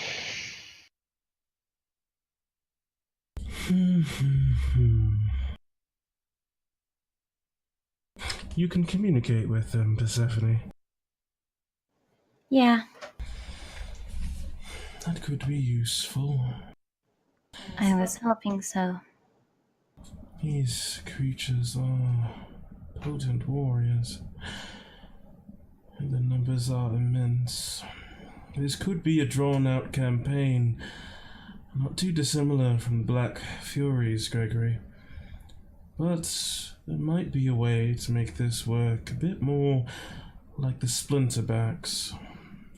I want to understand the Centaur's perspective. If they feel they were threatened first, it would explain their approach. And if they didn't attack until armed forces arrived, it would just make them even more nervous and uneasy. That's From all both well sides. and, From well and both good. It's bad, I know, but from both sides, we're just protecting ourselves. The humans and the centaurs alike. Well, And I don't since- disagree with you, Persephone. It's just they know our faces now. We fought back. If we try to approach them, they're going to see green-haired little girl with black-haired girl with wings, robed girl, big buff guy, and a cat person. They're probably just going to attack us on sight. Oh, and Dragonborn, I didn't mean to exclude you, Javen. Oh, and Mitty? I meant to exclude me. Oh. We're gonna have to approach them anyways to find the hostages. Oh, hell, you're right. Damn. We're not too good about being quiet in terms of sneaking through places, but between this one and you, Luna, there are enough gifts to potentially scout out where they are. Not too dissimilar, perhaps, from that time with, what was his name again? General Lunge? With enough information, and if we approach things, well, if we get to choose how we approach things, we might be able to influence them. We might be able to communicate. If not, well then, that's what he's for, as I gesture towards Gregory. If what you say is right, Perth, if they really ain't hurting those people, then sure, just... But if we go up, find wherever they at, we see them eating them or something, you know they can't be allowed to stay like that. Doesn't matter who it would be, anybody that walked up here, peaceful or not, they'd go after them. You don't leave rabid dogs or walk the streets just because they're scared. You put them down. I know. I agree. But maybe it's See, I think that analogy is a bit off, Timberson, because you know the centaurs aren't trying to walk on the road. You know, maybe it's more like we're the rabid dogs that are walking on their streets. The problem with that I also agree. is a street is only yours if you can defend it. I mean, it's more like we're building the street, technically. That's the problem. And to be fair, they were doing a pretty good job of defending it before we came. Indeed. Which tells me, along with the promises of Lady Blackburn, the frustrations of all of Broken Ridge, and these poor souls here, that us not doing anything will not fix this problem. Other people will come, other people will drive the centaurs out, and they will get paid for doing so, and that is something I cannot accept. Or Are you fighting saying Or there they'll are get more wiped coming? out. I mean, What was that, Captain? No. Because you were drowned out. I know. get fucked. Are you saying there are more numbers coming? More What? hands? No, No. of course We're not. insinuating that if... Nothing. The road's gotta get built one way or another, and if they gonna keep killing people coming out here just making a road, then can't allow that. Even if we weren't gonna get paid. You saw this nonsense. People being killed just trying to build a damn road. Building a road to their house, from what I can gather. It is true. I know this might be a bit much for you to understand, but if there was another nation, a stronger one than all of Mobia, and they were quite determined to, I do not know, reconstruct Oakwell from the ground up, and they decided, well, we don't want this town to be here anymore, and they have 5,000 strong, capable soldiers, who's going to stop them? So you saying this is a war then? I'm not saying it's an actual war, because there has not been any sort of declaration, but it is I mean, compared. it Probably seems like not they gonna be any. declared it pretty straight. There's a lot of Yeah, I think we were the ones that declared it.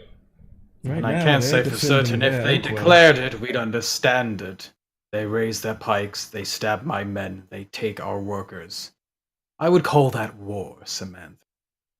Well, I mean, yeah, we're the ones that declared it on them. We're the 5,000 strong, overriding their Oakwell. I don't understand. You don't declare a war on monsters. You just get rid of them. They're not monsters. Oh, Gregory. What The is a problem monster? I'm having with all of this is this idea that this land is owned.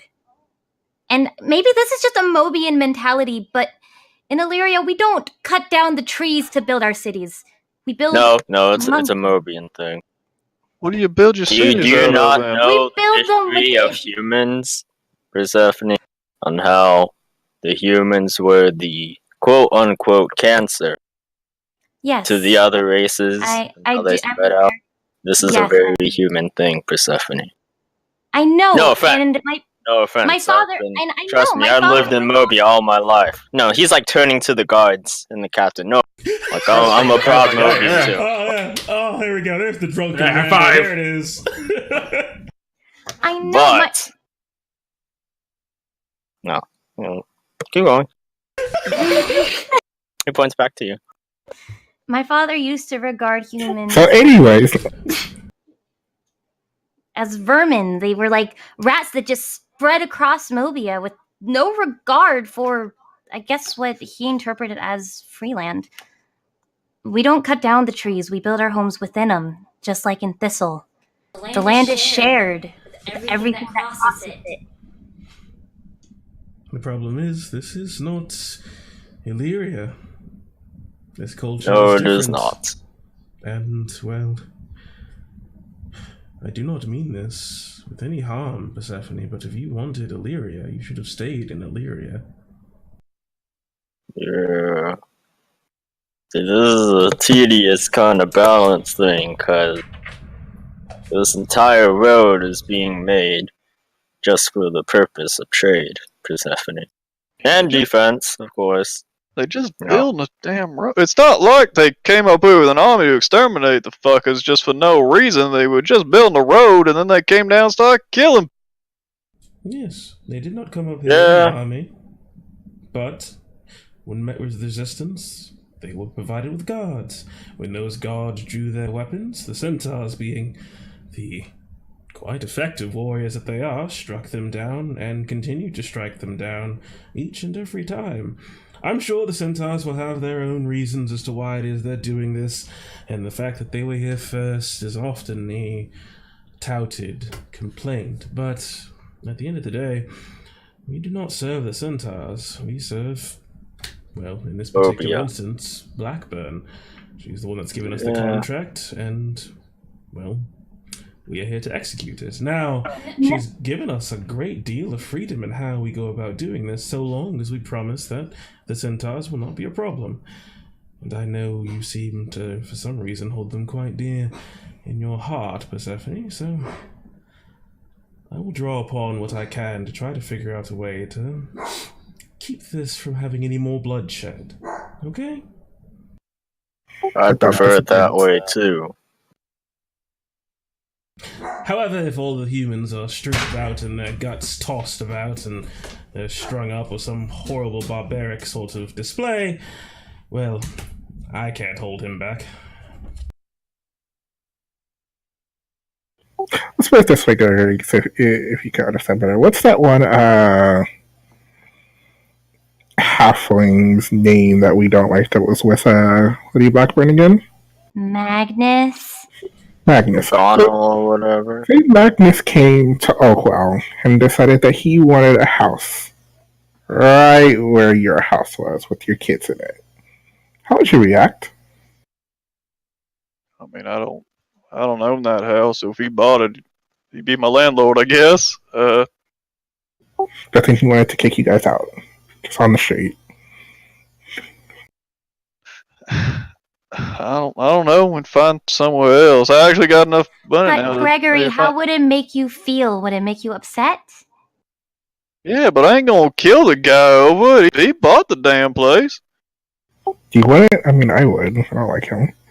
But no, you don't kill people just because they bought a house or something. That's What if? nobles own the whole damn city. It's a What do you- metaphor. Yeah, the difference is, instead of buying your house, Gregory, he just showed up with 4 or 5 really big men and took it from you.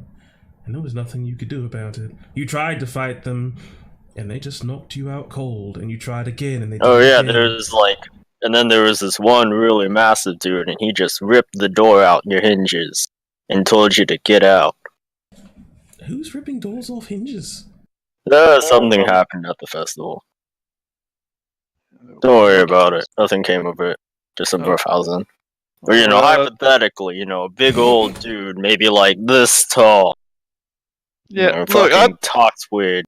I get what you're saying. Fucking animal territory and all that. You wander into a wolf's den, yeah, they gonna bite the hell at you. No, but you're missing the point. They're not just animals. They are sentient beings like you and me. Yeah. They Like, have oh. families too, Timberson. That shaman that you cut down, he looked directly at me. He told me that he did not want to fight. He asked us to leave, just as I did for them. It's easy for them to say when they just killed 10 people. And isn't that exactly what we did to them? Killed a bunch of their men, told them to leave? I mean, after they killed people. Yeah, because we were trying to save lives. They ain't saving lives out here. They protecting grass and dirt by killing people. I mean, how else do you protect your land? If you see your land You being asked invaded, nicely. You asked nicely, they did. They came with weapons, but they did not brandish them or just start killing people. They told the people to leave, even though they could not understand them, which is a very common thing. And, well, in escalation Look, of arms... Even if these centaurs were people, if a noble bought this land and sent people out here to make a road, and some mountain folk came down and started killing people, they'd probably get the army out here to cut them down too, because they bandits or barbarians or something. They living outside the law. That's how the world works. People can't just go around killing people The randomly. world works beyond the law. Yeah, why do you think Question. unions exist? Mr. General Person, did anyone, purchase this, road? Or is it just being made? There's no purchasing. The land is owned by the Mobian Kingdom under King Snow. It is used and contracted under Broken Ridge under the Blackburn Initiative for a road to be built between Broken Ridge and Ranhold. Yes, these are simply nomadic people being pushed out by civilization once again. What can you do? I mean, they don't matter, right? Can't they could just move somewhere else? I mean, overall, this just seems like a lack of communication Thank you, Luna. due to a language barrier, which we have Persephone now, so we can try and work our way through this, and we're going to try. Yeah, So, look, Gregory, you have to understand, we're going to try, but Persephone, look, you also I need to completely understand. understand, and I do not like that. This is the first thing that we saw that they came rushing in here killing people. But I wasn't about to stop and talk to them while they was stabbing spears into people. But if we go to wherever they are, they want to talk. Fine. Look, if they leave peacefully, I don't want a bloodbath. I don't want to come out here and kill a whole bunch of people. Just terrible. But also, I don't want y'all thinking they fucking innocent in this shit. There are four dead men in that tent. That. Why do you all keep treating me like I'm some naive little child who thinks that we shouldn't harm them, period? I'm just saying this is a huge miscommunication. We should at least try to talk to them first. And yes, if they're monsters, as you say, then we do what we must. I feel like we're talking in circles and like That's all I'm saying. agreeing. I'll say what's Look, I'm sorry, Perth. I don't mean to get you upset. Just Perth. Look, I'm sorry.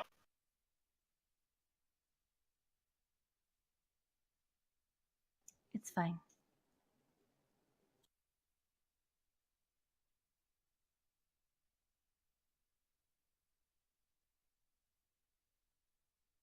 But Luna, being the hyper sonar thing that she is, probably fucking hears her. Samantha just whispers once again.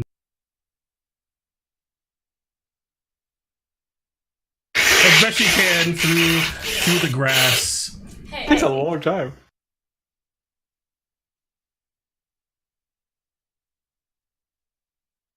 So what do we do now? Are we just gonna like stay the night? What time is Do it? anything about? I look It at the is- sun, and what time is it? The sun is getting close to setting. You guys got here about late afternoon on the 4th day of your travel. I think we should probably get away from this grizzly scene.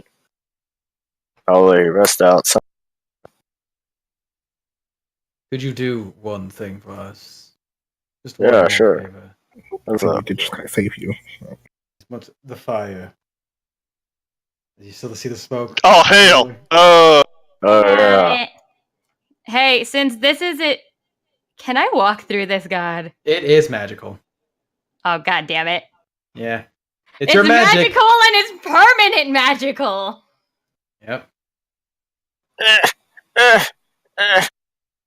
That's okay. I'll fight fire with fire. This one stretch of land is just gonna be a constant blight upon the land.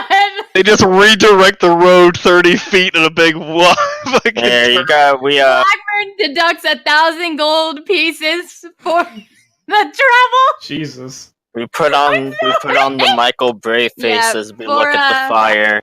For Just burn permanent up. terrain change. I am sorry, because I did not think that was going to be the case. We're just gonna take a rest and then I can try to find the trail in the morning. I don't really know if it'll work though. I got some ideas too, Oh, alright. but again, in the morning. Yeah, so let's move on out. Captain, you I want mean, we us still need to to help with the fire. Okay, well after the Captain, you wanna take your men back with you or what? I can help too. I am stationed here to defend the workers. They're still alive, thanks to you. It seems we might have more work cut out. I must say, we have retaliated against the Zephatoon time and time again. None so much has been this successful in routing the numbers. I believe you've taken a considerable chunk out of their militia. I've heard before words reaching from Broken Ridge that the numbers may reach just around, if not above, 100. That was close to a dozen. I think they may be routed for some time, but I feel we have a new challenge. As he looks down and just stabs his sword into the earth, where you see the plants starting to wrap around it. I mean, I'm sure that'll be gone in a bit, right? I certainly hope so. But that's how the magic wobbly doodly da works. It usually goes away. But if you got a shovel, I'd like to help. The graves, that is. Yeah. I'll go up with the fire. I can't quite hear you. As he just sort of hands you a shovel and takes one himself, as well as a couple thugs who look like they're about to sit down and take a break after this ordeal. And then you see it before them piles of spades, which this road digging camp has plenty. Who would have thought? As they all get to work helping you dig graves. Yeah, hey, Persephone. What? Let's go, round up, the dead centaurs and do a ritual for the dead or something. Really? Yes. I'd like. Okay, but fire first. Okay, yes, Yeah. fire. Yes. As I like on the wave fire. Yes, Javen I think looks down at the fire. Luna, Not I'm sure pretty how. sure this is your fault. You got it. David looks at the unconscious body that he left there as it slowly gets consumed by the flames. Fire. Javen Oh! like try to stamp it out. That guy was dead all along. Yep. Totally didn't burn to death. No one saw that. How unfortunate and delicious smelling. Alright, screw it. Alright, let's start with this. Sharon starts pulling it away from the camp. Oh wait, And hang you on. see I think the- I have. Can I use my my magic thorn whip to try to help drag it? Yes, you can. After you drag yourself through the plants, you drag this thing all the way across back to you. This Yeah. terrible, like, crane action, I suppose.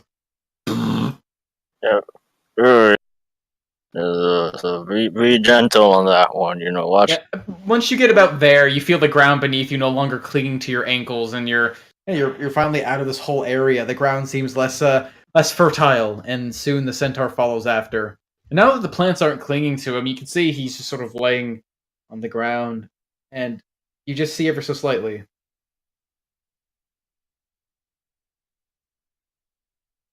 A slight twinge in his hand. Yep. We're gonna keep going. We gotta get away from the camp.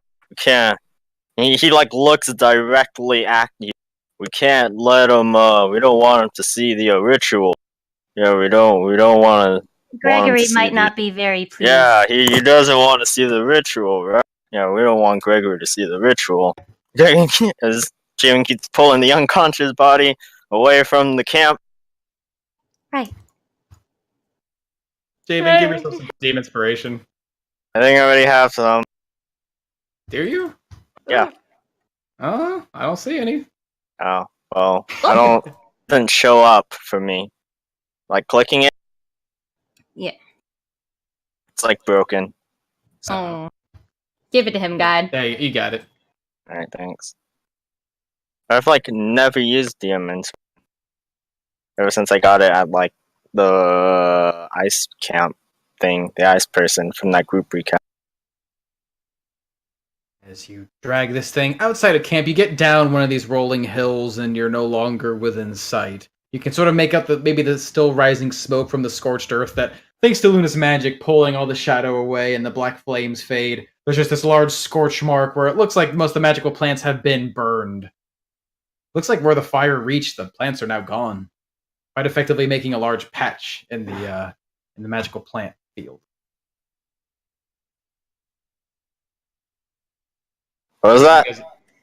Oh, I'm just saying that the fire basically burned a big old hole where the magical plants were. what are you up to, guys, with this unconscious centaur? Can anyone see us? Persephone's like looking back. Are we far enough away? Are they a little land? Thankfully, to your Thorn Whip aiding you in the action, you're able to easily and quickly enough drag this thing down one of the rolling hills, and now you can only see the smokestacks rising from where the camp is. Out of sight. I'm gonna give them 2 fairies. And I just see them dragging the centaur off in the other direction from where I'm digging the grave and just murmuring to myself, I'd rather bury a damn monster instead of real people. Yeah, what? Persephone is kneeling beside him by his head, and his 2 little fairies spiral around his body, giving him a little extra strength. And with her Balm of the Summer Court, it's not just healing, it's like more energy to bring you back up. But Persephone wants him calm. She wants him to wake up with this feeling that he shouldn't panic. Everything's okay.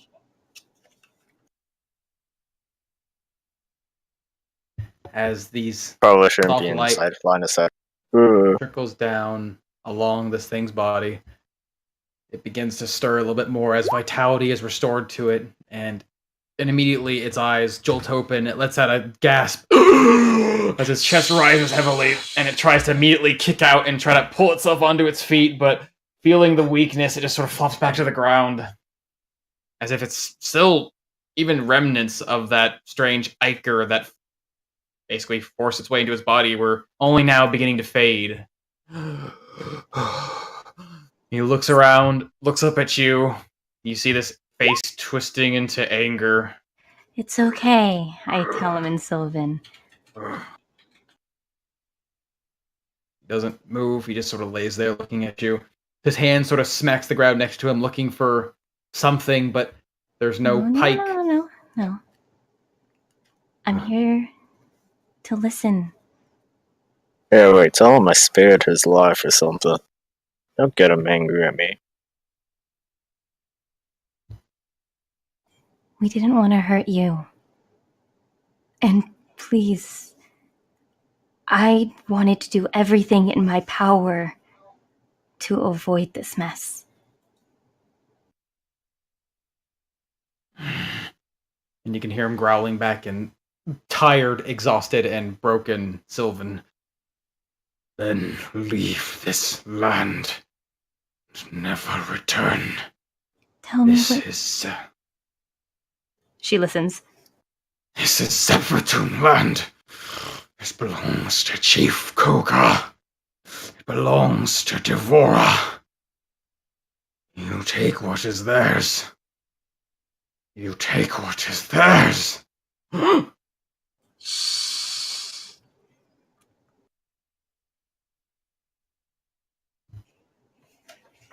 We're not trying to take anything. I just...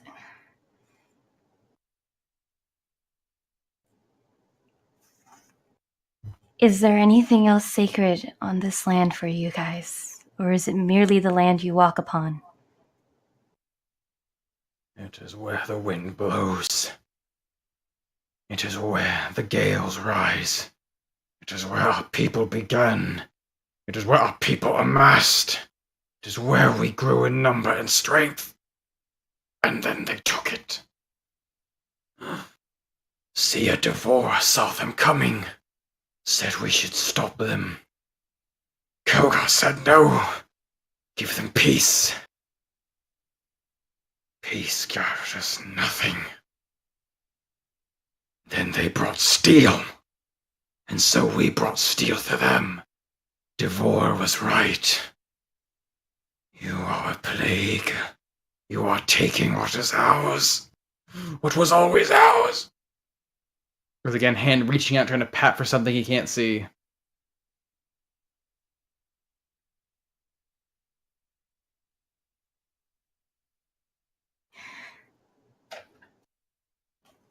They can't speak with you, nor can you speak with them.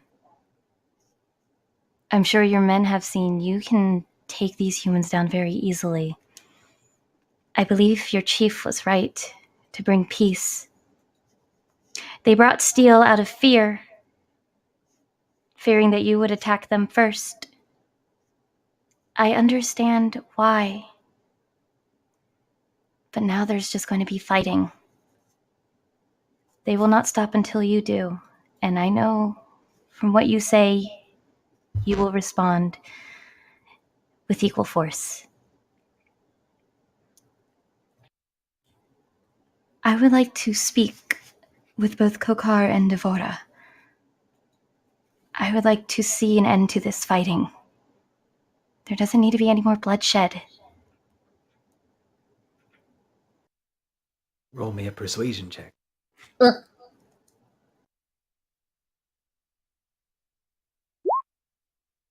Ooh, let's see.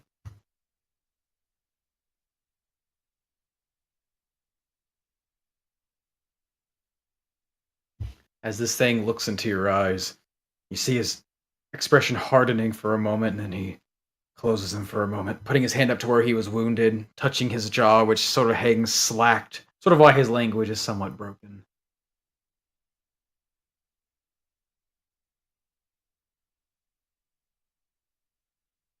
Why am I alive? Do you truly wish for peace?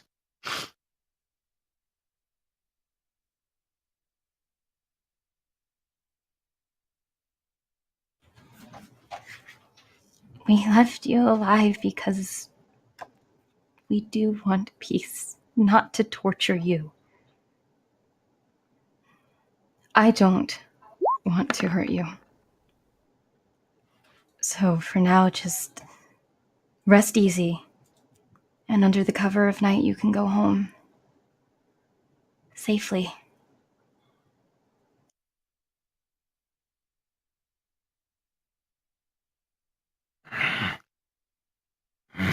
As he reaches up his hand up towards you, and his hand basically is about to reach your face. What do you do, Persephone?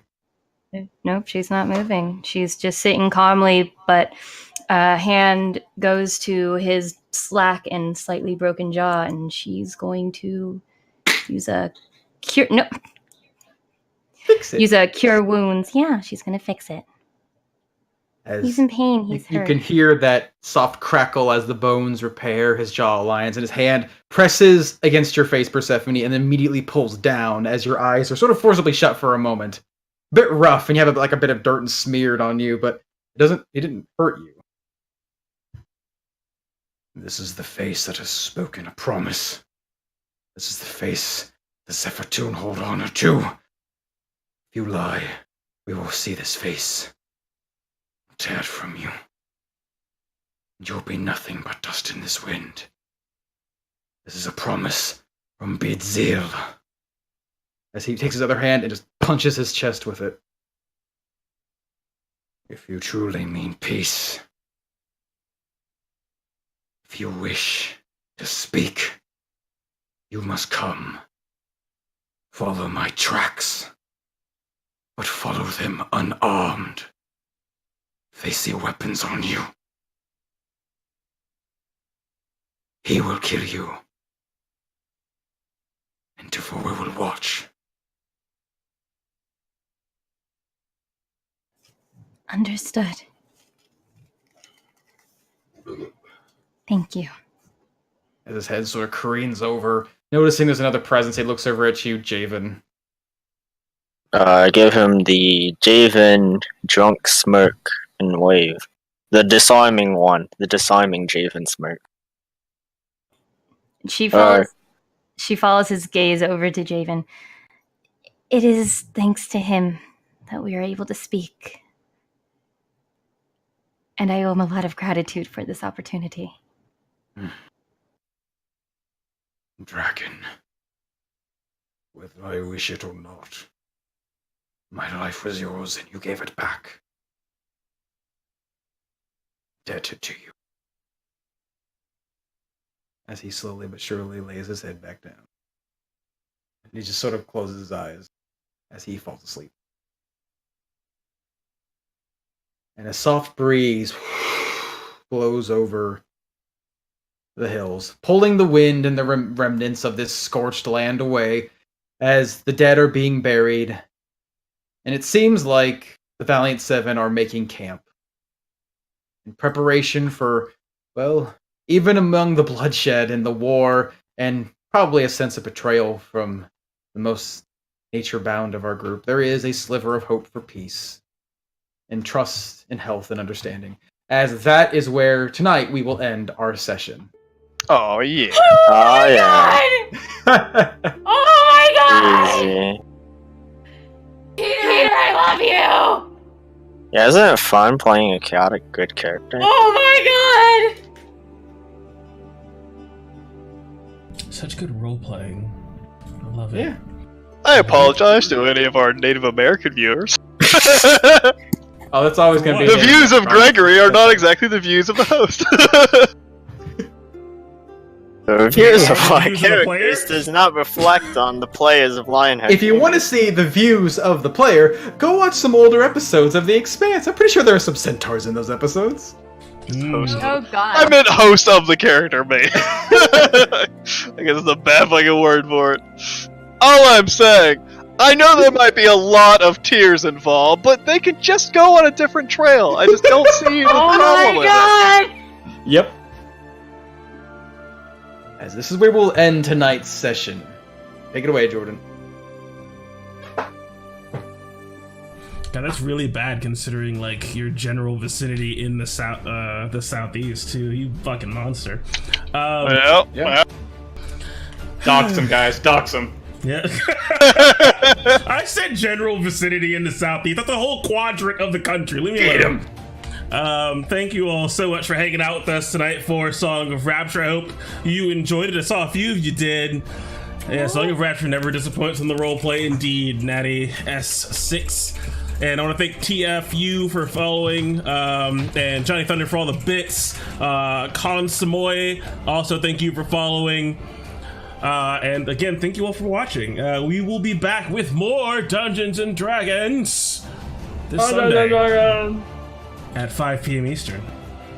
And there may or may not be something special in the works, something that may premiere later on, so you have to keep your eyes peeled on the channel for updates, and also follow us on Twitter at @lionhead_gaming for updates, schedule changes, and notifications on upcoming projects.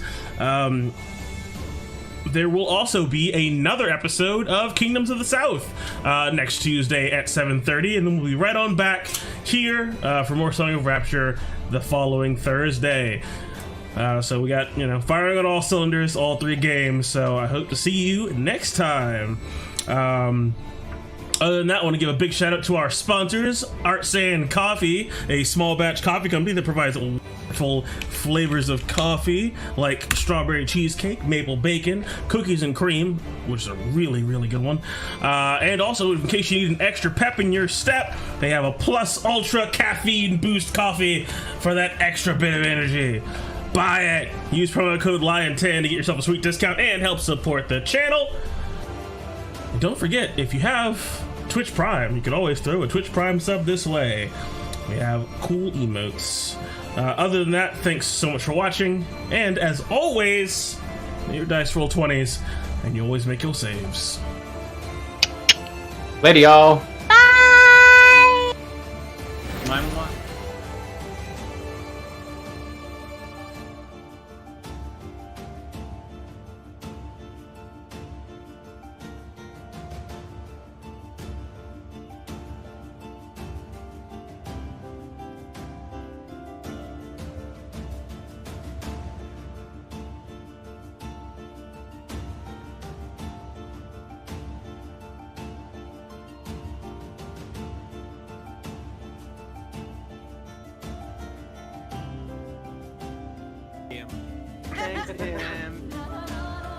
I've never really salty this on and I looked him up and I wish I had. Very scary.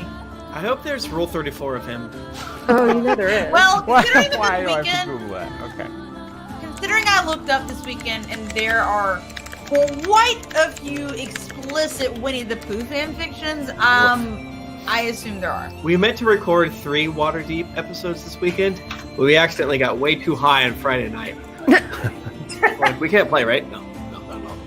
like immediately, and I kept like going to Tim. Like I was worried that Tim was going to be disappointed because he had prepared and was going to DM, and I was like, kept patting his head, It's like, being can you worried imagine? about him. No, we've been And then we watching watched- painting YouTube for 3 hours. Then we